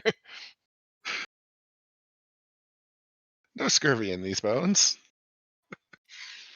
He focuses his attention and raises his voice slightly, using his foot to sort of just like nudge each of you who are sopping wet on his deck now. Why the swim? I asked. Pushed I off. kind of So the push- interrogation went well. I push the hair away from my face and I point my staff at Alexis and I said, "That one fell off. I went to go save her." Point at the dwarf. He tried to save me. I didn't save. And now I'm very wet and I'm very cold and I'm going below deck. And I start trying to walk past him. He puts his hand like palming your skull. And so things went well with the prisoner. It went I- swimmingly. I look back at Leo. Hey. Damn it, I Leo. look back at Leo. I take his hand off my head and said, "We got everything we wanted out of her. She didn't have a use, so we killed her and threw her overboard. No point in keeping a corpse on the boat." Yeah, we killed her. Make a persuasion roll. I'm gonna Oh, pretend God. I said that. No. Oh, persuasion. It's persuasion. Yes, please. Normal persuasion. Oh no. Oh no. Tig laughs nervously. Yeah, the nervous laughter seals the deal. You didn't kill her, but by the 7 gods of the sea, you better not have freed her. And he just heads towards the brig. No. I'm gonna yell back Don't go at. over I'm there. gonna yell back at him. I'm like, how do you think I fell off? She's naked. He disappears below deck. Each of you, like, Back in the cringes, water. like, shoulders tight, eyes closed tightly, and you can just hear, "Son of a bitch!" I look at Coming. Jezid. I'm like, remember, next time I do the talking. I always do the talking. You never do talking well. He has several of his officers draw weapons pointed at you, and Athenia, feeling somewhat vindicated, is also got some arcane spell chambered. And he just says, "Are you working for the enemy? Have you been ensorcelled?" Maybe we should share what we just learned.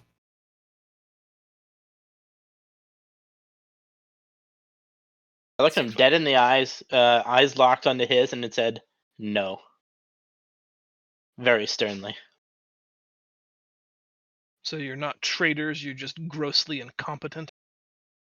If that's what you want to think. And I That's shrug at him. right.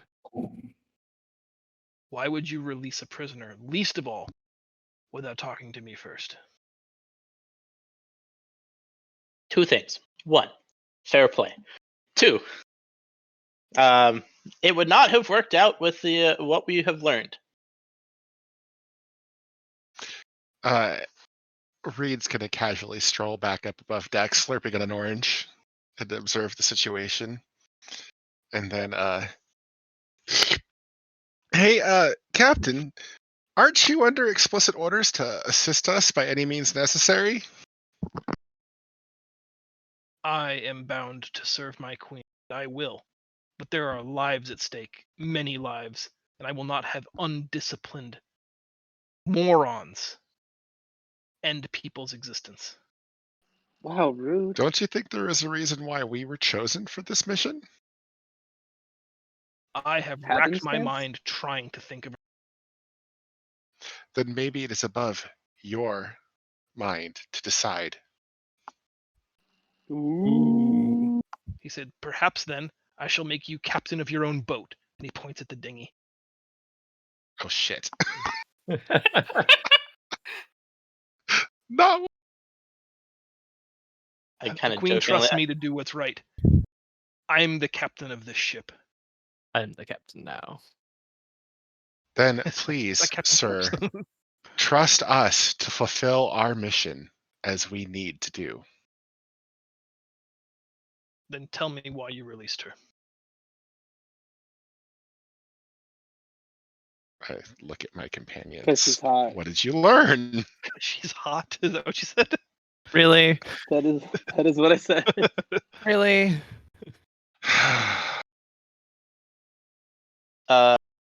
I give a brief explanation as to what I learned. Eyeing more specifically to Athena because she's going to understand what I'm saying more than the captain is.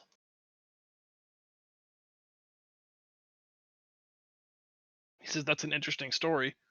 That doesn't tell me much of anything, though, does it? Well, Is their intention to continue attacking us then? Will they not be satisfied until we're all dead? Until they restore this precious balance you talk about? How many forces are there? Was this a one of? Will she be attacking frequently? Who does she serve? How many battalions are there? What are their weapons and armor like?" when he says serve, I'm like, a lady named Undine, actually. Are we gonna share the thing about why they're attacking us? Yeah. We already did. Did we? Pretty sure I did. I don't think we Let's- did. Said he was going to share all the things he knew. Okay. If you want to backpedal that, that's, I guess, up to you. But I don't see why there would be any reason not to share our information here. No, I don't. I just didn't realize that we had. Sorry. So you know well as I that that kind of information would not have been shared with us any more than we would have shared it with them.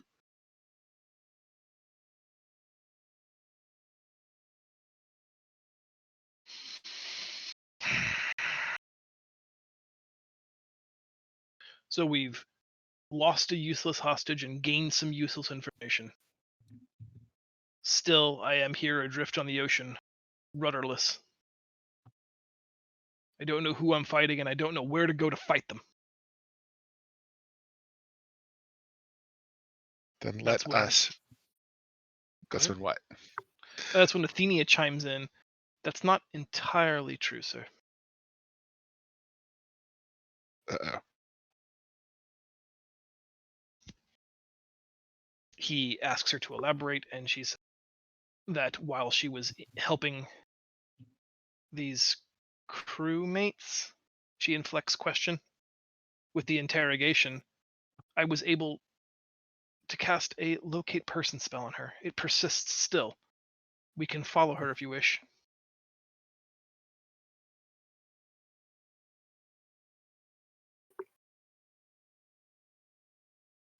I'm not a. I'm game. We have no say in this. I would like to mention we are currently being interrogated here by the captain. It's all the captain's doing.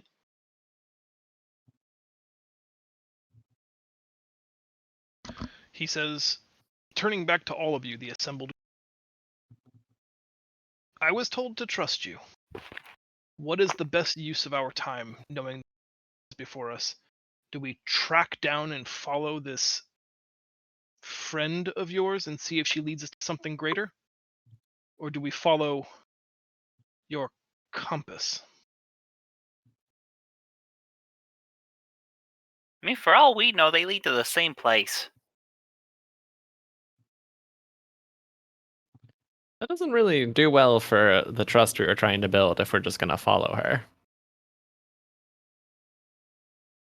I think it would do better if we just followed the water.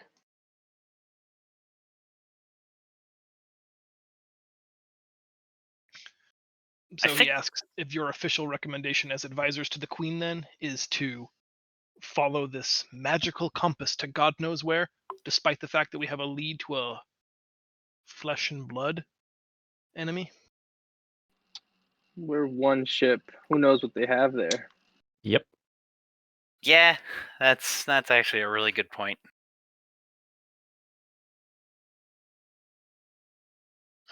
Reed steps forward again and says, Captain, I know our methods are unorthodox compared to what you might have done, but please trust us with this mission and let us continue on our journey with following the compass.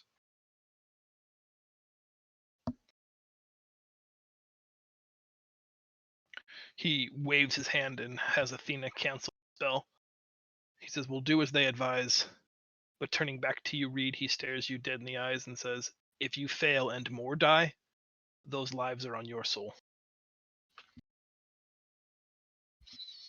And if we succeed, you are welcome to visit my monastery anytime, sir. Always chipper. You will be welcomed as a guest and a hero. He goes back to the helm and is looking for a bearing from the compass.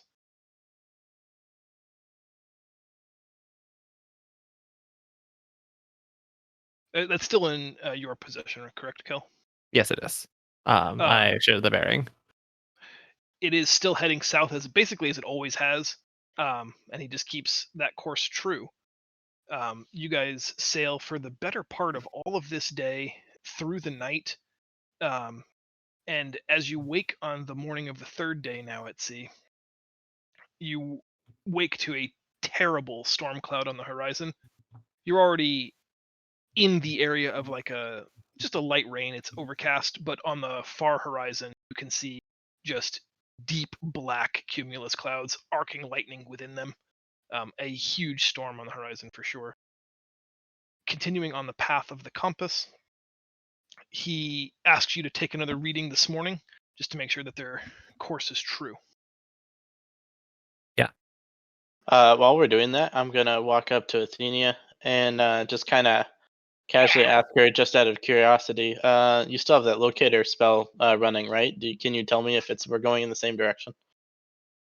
She says, I was ordered to end that effect. When you still had it up? Hmm? When you still had it up, she would have known where it was going up until she ended it. She said the paths have diverged. Okay. Kel, an interesting thing this morning. Yeah. The compass that you've always followed has pointed south, but the liquid in the compass is doing something interesting that it's not done before. It's still pointing to the southern portion of It's below the us, isn't locket, it? but it's also now trying to like creep down under the lip, like it's pointing at a 45-degree angle. If you had to, It's starting to point down. Okay. So we're coming towards the position, but we're not quite there yet. So I kind of relay that to the captain of that it will be below us, but we're getting close. he shrugs. What am I supposed to do with below us? Well, How deep? it's going to be a fun thing to figure out, isn't it, for us and not you? Since we're the idiots going down there. Okay, I actually have two people who have whispered me that they might need to take a quick bio. Is now a good time for us to take a quick 5-minute? Yeah. Okay, let's everybody do that then, so we're all breaking at the same time. Be back in a few, guys. Cool.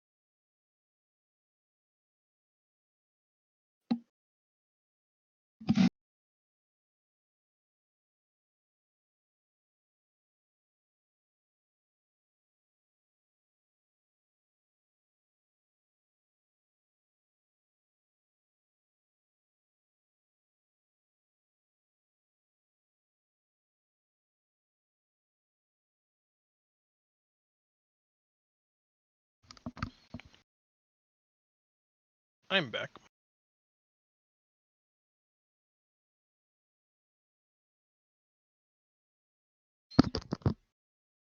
Roll call? Hello. Hello. Hello. Oh, for the fully on record, I am currently sick, so if I just randomly fall asleep, it's my fault.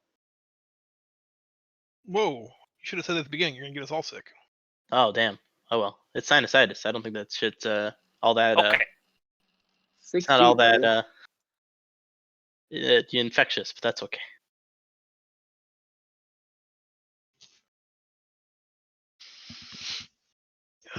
I don't know if we're still waiting for Dex or not.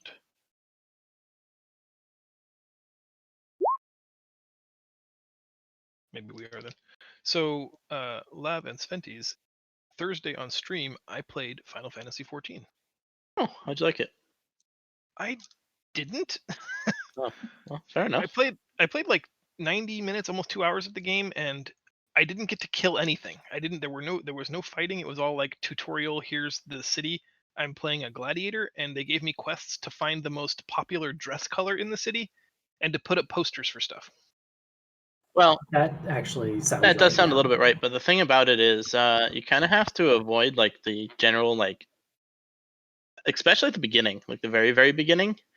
You gotta kind of have to avoid the non-blue quests because they're just gonna be like level 1, just do random shit quests. You're gonna find the ones that are highlighted in blue. Those are the ones that actually unlock stuff, and then the ones that have the fire on it. That's the ones you really have to follow because that's the main scenario quest, and that'll put you into killing stuff and shit like that. If that makes any sense. Yeah. Yeah, I just think you just kind of picked up the wrong quest there, buddy. No, it's also you're not completely wrong, Try. Yeah. They did do a Realm Reborn overhaul recently. They pruned and fine-tuned the leveling experience from 1 to 50, which was the base expansion. But the beginning, it's still very slow. It's because I guess the best way to put it is you're not playing an MMO first, you're playing a Final Fantasy game. And it's definitely a character-driven RPG. Yep. So, That is very accurate. It starts becoming an MMO once you start getting into the dungeons, and in which Yeah. case those are instants, just like WoW. But Yeah, I did my first fate, and that it was.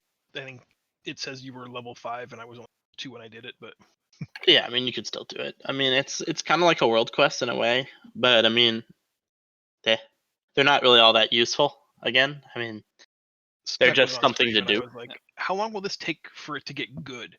And he goes, "It gets good, but probably not until like level 35." And I just went, "Okay, I'm out." that's fair. Well, that's a terrible thing to tell someone. No, I mean he's not Okay. wrong though, but I mean it is once the ball starts rolling, it starts rolling if that makes sense. But it takes a while to get up to it. So if you're not like like even somewhat invested to begin with, I mean theoretically, ultimately, I know this is a shitty suggestion and I shouldn't suggest it, but you could theoretically just skip all of Realm Reborn. Yeah, you could. It's one of those Yeah. things where you can skip the story. It's not something I would personally do, but if you're there for the gameplay, 100%, you can skip the story and have a great time. I would suggest if you're not getting it at the beginning, like the beginning, the story actually picks up in an expansion called Heavensward. So if you were to be able there, I mean, again, it's more money, but I know that's why I tentatively suggest it.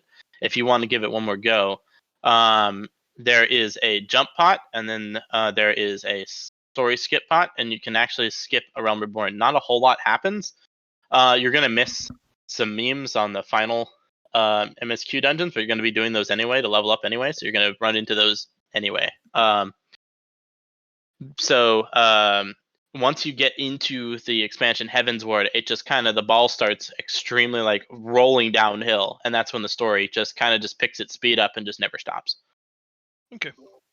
I think it's I a little bit also like trying to level in WoW when you still had to go through either Eastern Kingdoms or Kalimdor. It's the exact And they same were thing. really before they did Cataclysm, and it was really showed its age and was not a fun experience. That's exactly kind of my takeaway was from it. Like, I'm sure this is a great game, and I really wanted to see like I wanted to get a sense of the game mechanics and what it was like compared to the other MMOs that I've played. But like I didn't get that because we spent 2 hours world building, which as a DM, love it, but it was also just not like a super engaging play on stream experience, I guess, which was also kind of frustrating. But I'm playing it. Now that Dex is back, let's do D&D though. Yeah.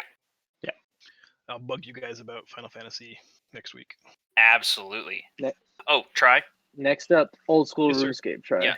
Yeah. Continue D&D, but before the end of the night, I'd like to talk to you real quick. So that's it. But So the compass is pointing us underwater. The ship moves ever forward. You got a good wind, moving at 6 or 7 miles per hour. As Kel guessed and was able to articulate, you guys eventually hit a point where the compass, the water, is trying to get almost straight down. It's trying to move through the deck of the ship, through the layers of ocean to God knows whatever lays beneath.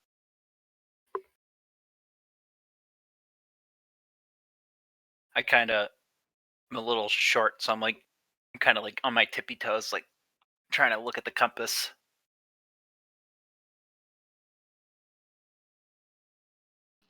Isn't the compass just a bag of water? I thought we put it No. in an actual actual Yeah. compass style. You Yeah, found like it's an actual an old, compass. like Victorian era locket with a suspended central chamber so it could rotate. So, how are we gonna get down there? We ask our fancy wizard person if they have any kind of breathe water spells that we could utilize for the next hour while we go and investigate. Maybe another silver arrow.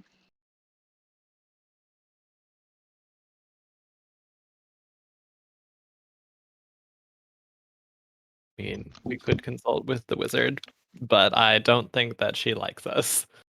Oh, but she's gotta do what she's gotta do because she's duty bound to help us. So whether she likes it or not. 1, 2, 3. You said duty. Thank you. I love it. Requesting another audience with Athenia, she reluctantly admits that yes, she can cast water breathing. You I love her truly Deus need to go Deus down Ex there. Machina.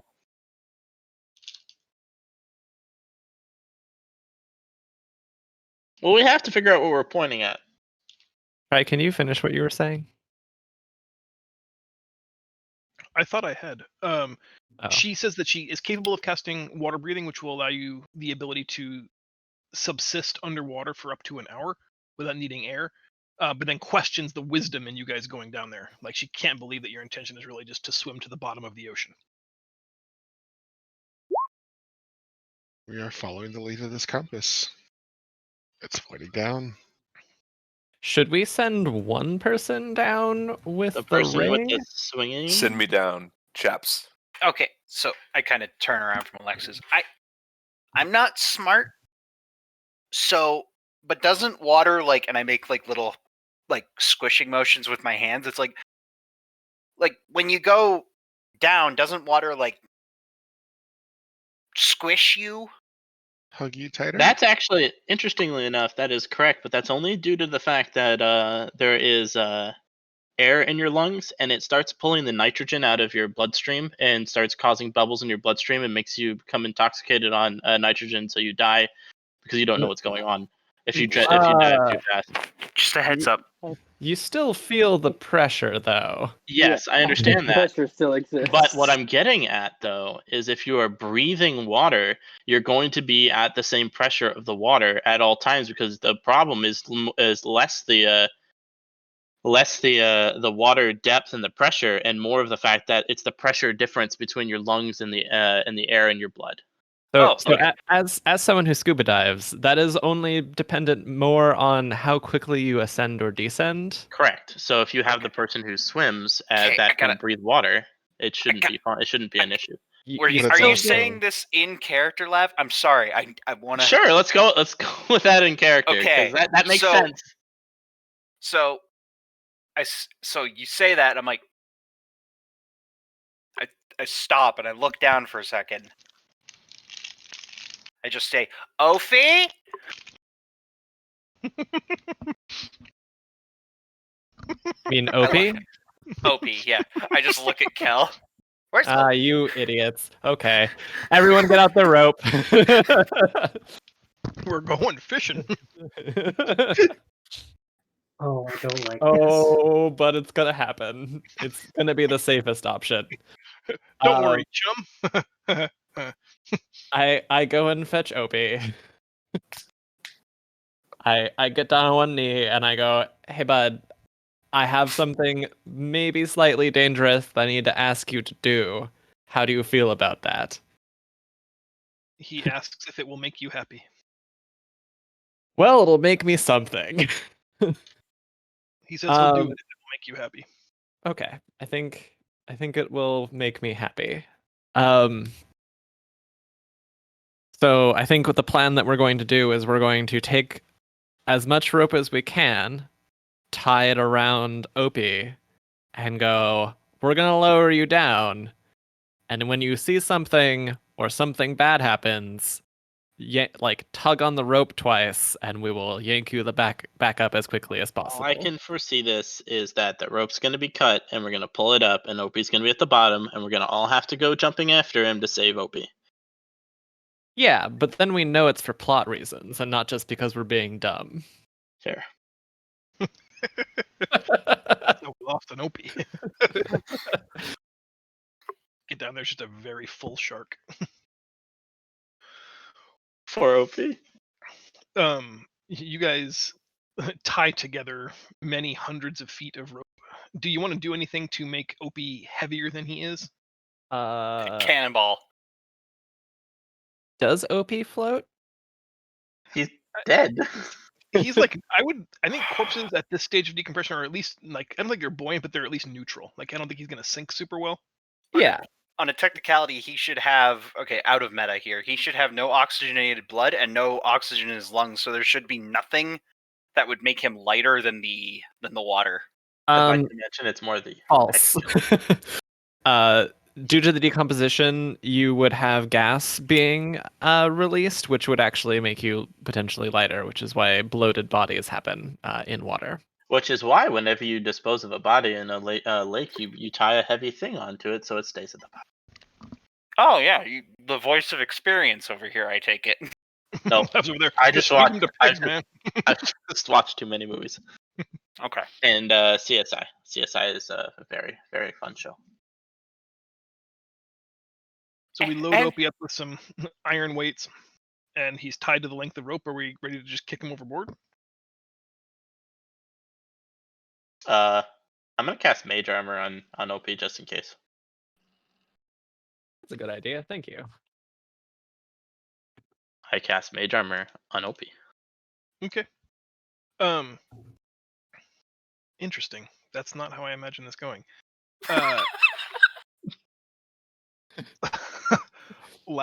Me neither, but we're just gonna roll with it.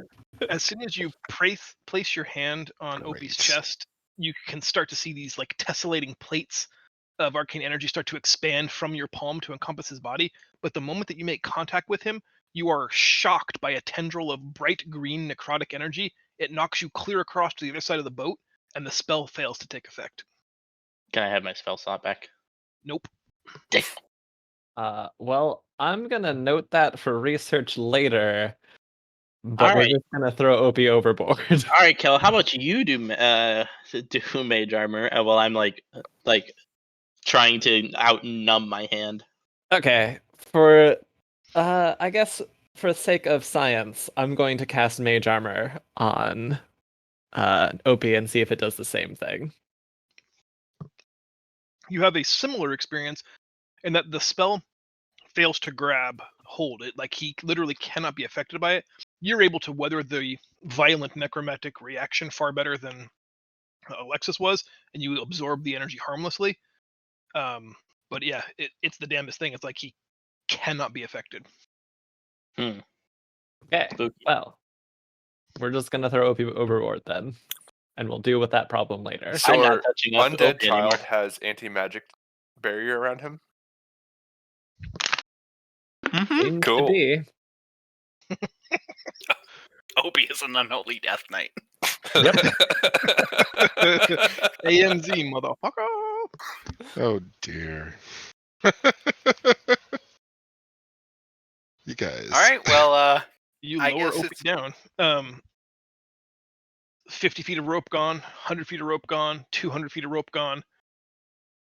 You wait, like, patiently. It takes a long time for something to just float, without aid or assistance. To sink to that depth. Everybody's getting a little anxious. The captain's watching patiently.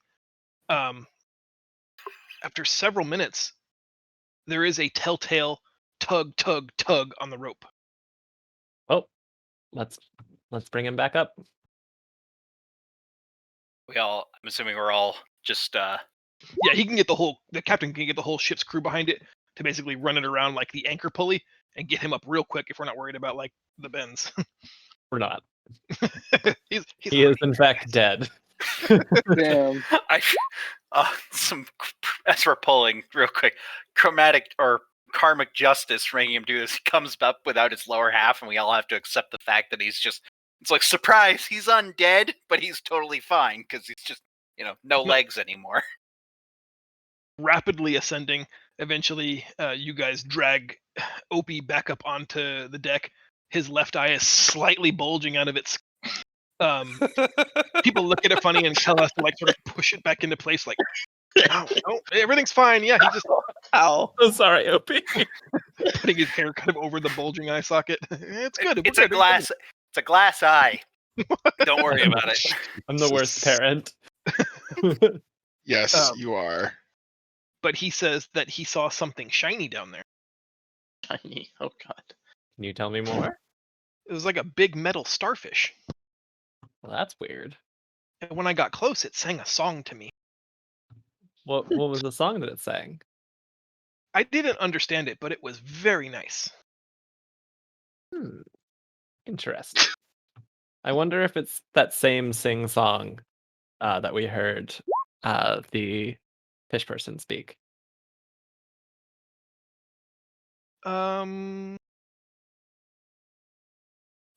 Opie was there, right? Or no, that was before Opie. I'm sorry, guys. I honestly don't remember. Well, Opie was theoretically there. He was in the boat. Yeah. Opie was in Hammer Space. Yeah. Yeah, I don't know that he would know this. Yeah, that's fine. That was more me wondering to myself and not necessarily directed at Opie. Yeah, sorry, Zaz. The unholy abomination has returned. I pointed Jezza and I'm like, hey, you know that song that you know? Can you repeat that and see if Opie knows it?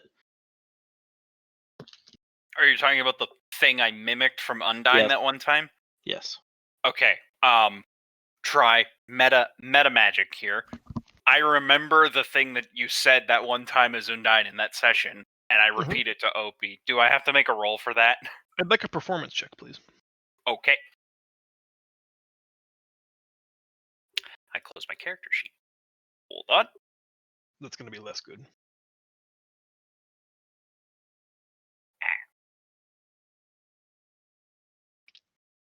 Performance. No, there's no character. Just click.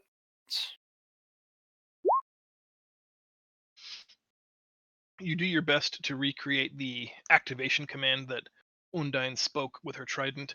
And Opie's face turns and smiles like ear to ear at you, revealing just like desiccated gums and like drooling thick black viscous blood from between his teeth, which is like just truly off-putting. But he seems to be enjoying it, and he says, "Yeah, that it's like that." Okay, good job, buddy. And I just go over and I just kind of like push up on his jaw. It's like, stop doing that. Stop smiling. It's real creepy. And once you're done with the activation sequence, that is his quote song, he tries to like hug you. Is there a fish in his pocket? Please say there's a fish in his pocket. I Is gently. that a fish in your pocket? Or are you just happy to see me? I don't like the insinuation of that, considering he's dead. But I just gently, like, slowly put my arms around him and I hug him and I pat him on the back and I said, "Oh my god, you are so wet." He leans in with the like exposed portion of his skull and brain like pressing into your lower chin, and it's all that you can do to not like wince and freak out. and then he just goes back to dancing around the edge of the ship, watching the flying fish splash in and out of the ocean. I'm gonna go tend to Opie and also give him a hug because he did a very hard thing. Mm-hmm.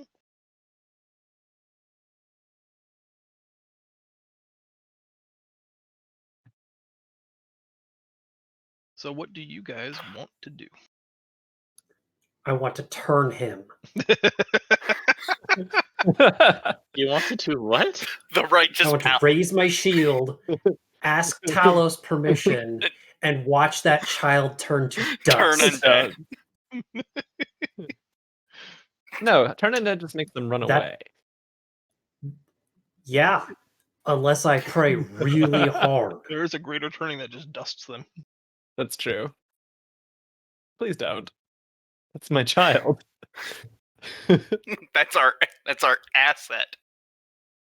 I don't know. Other than going down there, I think got- we're Who's out got of the ring? options. Jessica's. Yeah, I do. I can't hold my breath, but all right. Let's get the mage to do the spell, and then we'll send you down there. Yeah.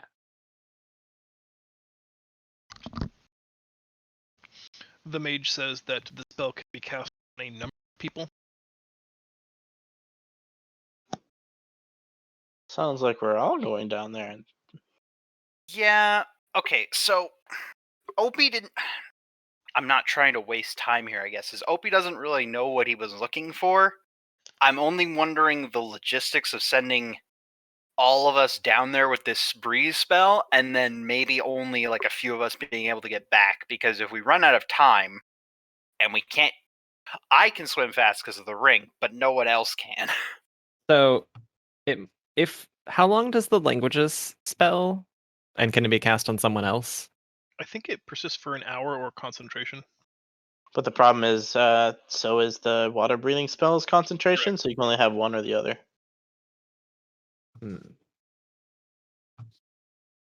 Unless you're a sorcerer and chance Leo, you can have both volunteers at to the go same down. time for Unless like one turn. you also want to have the wizard learn one of those spells. Didn't you learn the language spell? No, not officially. I said that I probably should, but I don't think Tri said that I did. Oh. That has not happened.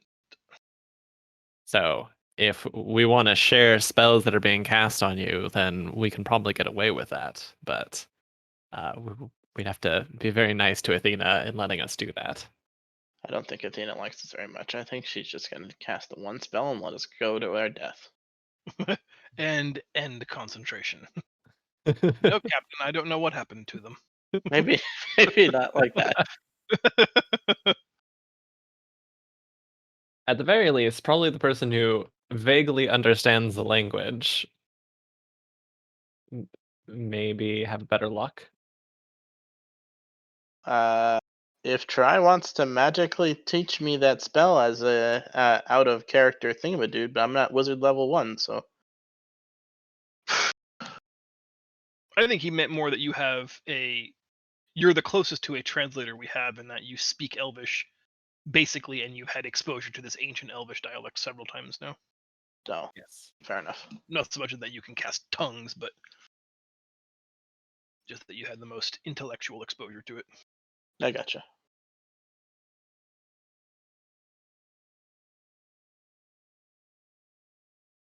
Well, Actually- one people, no people, all people, two people. So here's another thing. There's no light at the bottom of the ocean. I can cast darkness. Go Go ahead. Never mind. I was gonna say If I if can I see under there. concentrate long enough as a Sun Soul monk, can I just glow? I mean, I have dark vision. I have enhanced dark vision. I can see in darkness like it's a broad daylight. I feel like Alright, light never has mind. got to be a spell we have access to. I don't think so. We do not. Unless you Try want to this. count prestidigitation somehow. It's a very Even tiny Zaz light. doesn't have light. guess you wouldn't- Prestidigitation. Yeah, got dark I don't. vision. I don't have it on command, and also, Dark vision. oh, Yep. don't really feel like it. Cobalt. I don't need it. Yeah. I'm like one with the darkness, and the darkness is with me. Ooh. So one person with dark vision and one person that can vaguely translate, and we can hobble our way to the plot. Oh God, don't want to go I down have there by dark vision. myself. I grab Alexis's hand. It's like, I have a volunteer. You're coming with me. Oh God. You get to Yeah, hold the can't we can. all just hold hands? I Yeah, mean, like an Arctic tundra trek at the Kumbaya, my lord, kumbaya. Leo just grabs Cake's hand. Yeah, sure, man. Oh, All right, enough I will lead the way. footing around. I think we all just breathe water for concentration from Athena, and we just jump and we see what we can see. Because we've All been right, let's sitting do it. here talking for almost literally Let's 10 do it. minutes now. Let's do it. Let's do it. If anybody doesn't want to go, just give me a no in Roll20 chat. It's a totally fair thing to not want to do.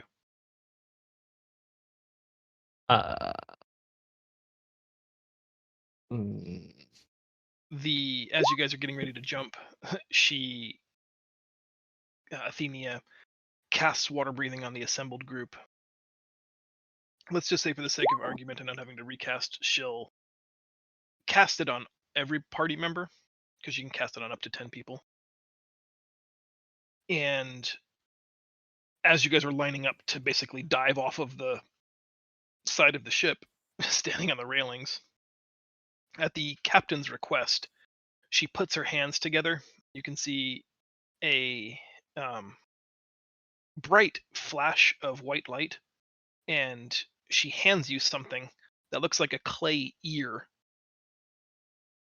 And she just says, "Should you get into trouble you cannot handle, simply call." Ugh. I'll take it.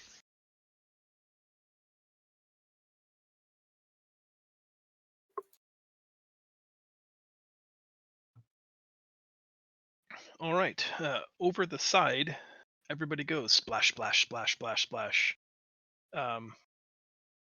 Jezza, always lithe and graceful, usually swimming circles around you, moving freely and with all of her agility. Everyone else, you're just doing free fall in water. You go down very deep to the point you can start to feel the pressure build up in your ears. You can feel it on your chest, and you have lost the light from the sun of the above world. Cold and dark, you fall.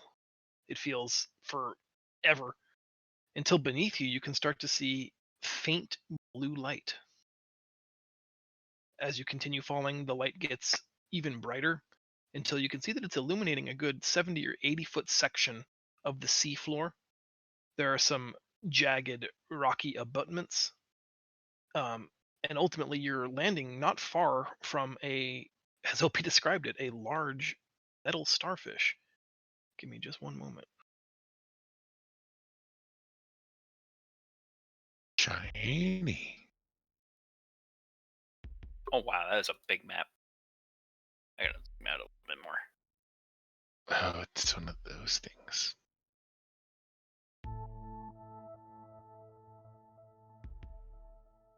My Roll20 is like chugging right now.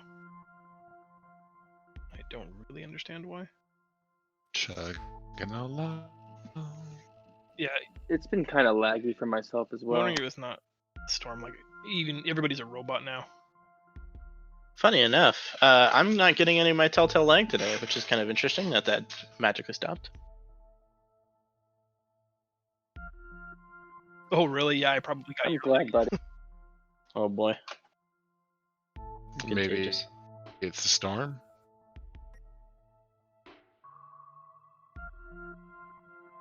All right, there you land. I'm assuming everybody can see the seafloor now. Mm-hmm. Totally. We are here. You are all within 30 feet of this large metallic starfish item. It is just as Opie described it. It's creating an abundant, bright blue light.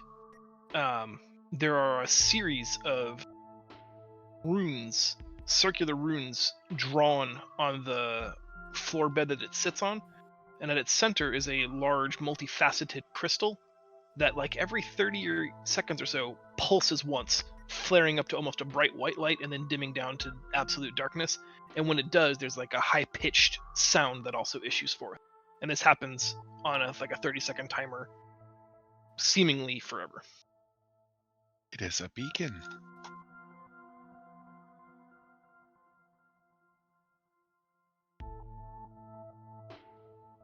The compass is definitely pointing towards this. Kel stayed is on not with board the us. ship, and Kel has the compass. But this was the area that the compass Oh. was pointing towards. Also, probably bringing in the water is not a good idea.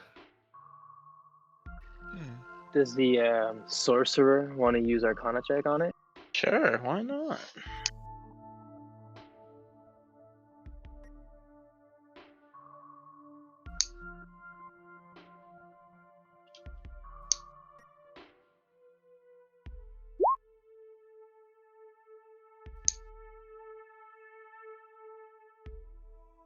Okay. It certainly appears to be a magical apparatus. You've seen this sort of technology with them before. This does not specifically look like anything that you've dealt with specifically, but the technology seems familiar to you. And the runes indicate some kind of like divination. You speak just enough of the language to pick out some of the, arcane keywords. You suspect that the purpose of this device is intended to be some kind of long-range communication. It has elements in common with a lot of classic divination spells. You think it's meant to either send or receive a message.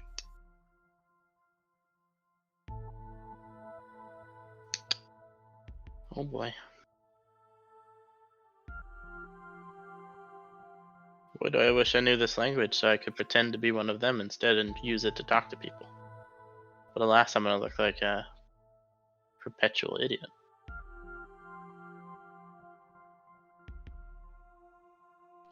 I mean, compared to all of us who don't know any of the language? I would like to swim over to where Alexis is near the starfish. I like to say the phrase that I said earlier, try and mimic some of the language. Make a performance check for me. I've been Please dragged. work.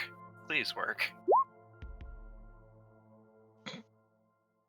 Having heard it a couple times, do you think that I would be able to do a performance check as well, just to see? With advantage, perhaps. No advantage. I would let you roll. Okay. Show off. So about the same.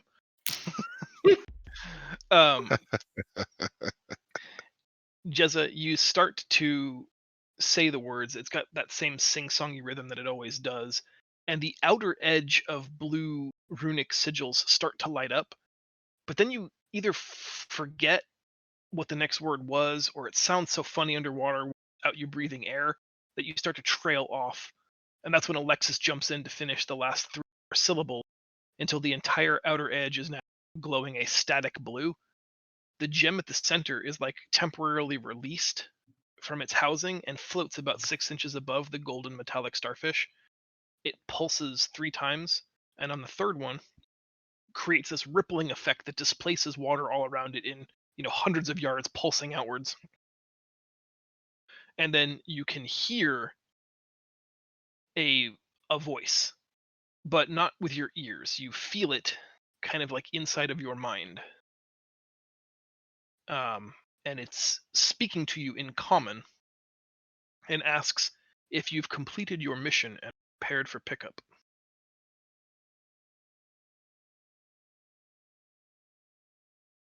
Yes. I think yes.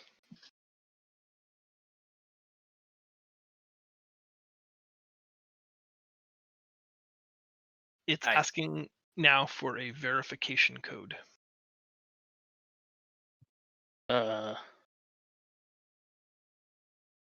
Do we know anything like that? Nope. Fine, how do you do? Who'd have thought sea elves would password protect their ancient tech? A few seconds go by, and you do gain a little bit of insight. You're apparently talking to a living person because after a few seconds of silence from you, it says, "Please respond." Yeah, sorry. I'm not the most I'm kind of forgetful, so just give me a second. Again, the voice in your minds says, "You are not known to me. Who are you?" I invoke Ariel's name and try to be Ariel, and to the best of my ability. And I'm going to use this roll here.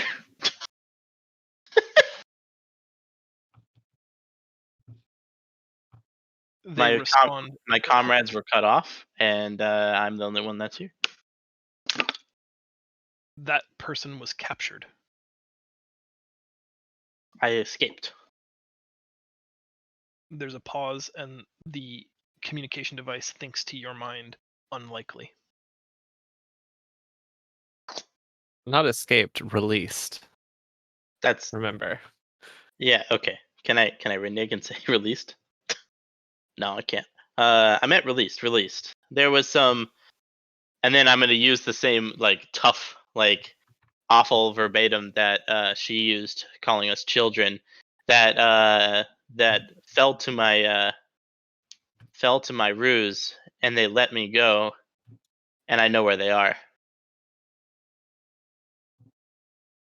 The voice takes 10-15 seconds, a long time, to consider all this information, and it just asks you to hold your position. Reinforcements will be arriving shortly. Oh boy, what have I?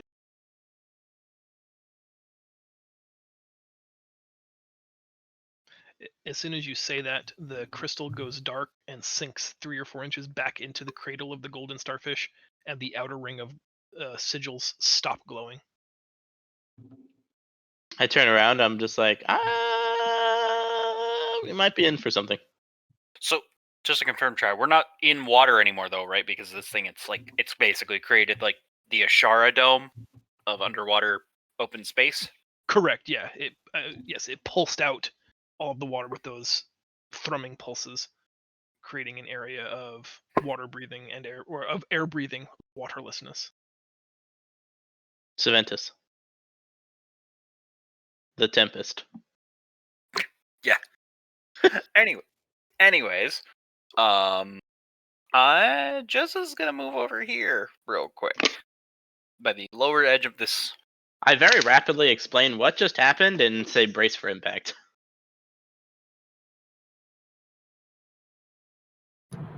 Zaz is going to ignore that and try and take that giant crystal because it's really shiny. Okay. It's not attached. It's kind of like just gently faceted in there. Make a strength check. Yeah, the thing I'm known for.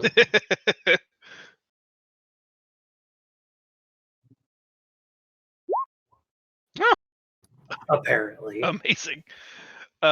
Yeah, it gives you the tiniest bit of resistance, but you basically grab it with both hands, plant your feet on the golden starfish, and just yank as hard as you can, and it comes off in your hand. You're now holding this large, multifaceted, polished gemstone, and it takes you just a fraction of a second to realize that this waterless void that has been created is now rapidly collapsing, sort of like a reverse splash, and all of the water is now filling in that void. There's a moment where it sort of bashes against everybody, disorienting you, filling the entire space with, bubbles and stirring up all the debris on the floor, muddying everybody's vision. But you do have Zaz puts it back. you do have a great gem in your hand. You want to put it back? Yeah. You put it back in its place, and the inner ring of blue lights begins to slowly start churning, and then it pulses and blinks every 30 seconds like it was when you found it. Okay, but when we leave, that's mine. All right. And then I just joking. I just under my breath say, "Not. It might be mine." Rogue off. Rogue off. All right, gang. Metagame talking. What would you think about pausing the session here? Because I don't think we're going to get through a combat in 30 minutes. That's fair. I think like that that. was a I like that fair idea. and smart idea. Also, it's going to be very funny when Feisty finally reaches us and he magically hits the barrier of no water and just falls. Yep. It's gonna be real funny. I will say that Feisty, as Kel is making their way down, trying to follow the adventuring party, from your perspective, you can see shadows sort of being cast by this bright light down there. But across from them, like on the same plane that they're on, like height wise, you can see several bands of glowing green tattoos writhing in the water moving towards them, and something large that seems to be blocking out some of the natural bioluminescent light that they create. Uh-oh. Oh no. And that's where we'll pick it up next time. What did I do? You called for reinforcements. Yeah. What do you Nice. think? Yes, you did. Can't wait to kill some motherfuckers. I said I know where they were. I didn't say they were above me. All right, guys. Yeah, we'll pick this up. Are we good for 2 weeks? Yes. Sure. Awesome. I think Sounds great. so. I don't want to speak like anybody else's stuff. So I think Cole was saying he is like stepping up at least D&D for a couple of weeks just because work is crazy and he's got a lot on his plate. So he didn't want to keep having to be like, maybe I'll find time, maybe I won't. Oops, I can't again. So I think planning on him not being here is fine. I think that also means that I'm okay playing without one or two, but I think if we miss, more than that, I don't know. I guess what I want to say is I want to keep playing. I want to keep play moving forward. I don't want to have to skip days because we're down a few people. I also hate it when we have half the party today, but are we okay as a group just saying hardline? Unless we have fewer than 4 players, we're just going to play. That's fine. And that Yeah. if you Yeah. can't make it, that sucks. Yes. But that's just kind of thumbs are the breaks, and I'll do my best to catch those players up, and you guys can share, and they can watch the recap, and them's just the breaks. I know that it's like sometimes it feels unfair as the players that could make the night because real life didn't bone us this week, but I just don't want to get into that habit of at the end of 3 months we've only played twice. So I think I don't want to be a dick about it, but I think if we take the hard line of just unless literally we're below 4 players, then we just keep playing, and the 2 or 3 that we're missing, we'll just get caught up next time. Yeah, I think Sounds fair. Yeah. Okay, cool. And we'll see if that helps keep the game regular, because I agree with Zell and I guess we were all there, but Zell had said that if we can't make it routine enough, then the game is effectively dead, and I wholeheartedly agree with that we can't skip 75% of the games we're scheduling. Otherwise, it becomes a why bother. Not that I don't think hanging out with you guys is fun. The energy isn't worth it, but for one game, every 2 months, that's just not.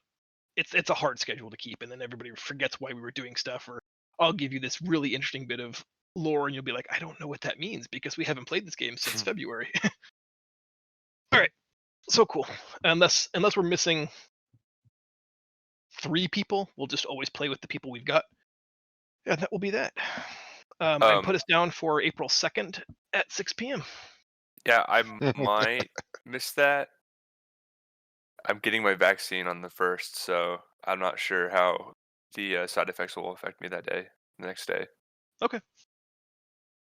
We'll see. Cool. We'll play it by ear. Just- I want to show up, just- but I don't know. I'm moving on the 1st, but I mean, there's not a inconsequential plan where I play off my phone. I've done it before. Okay. I guess April we'll Fool. use the Discord channel to communicate that then. If it turns out that we just have multiple people that can't, and we know that going ahead of time, that's at least easier for me to plan around, or easier for us to decide that we want to punt this week or not.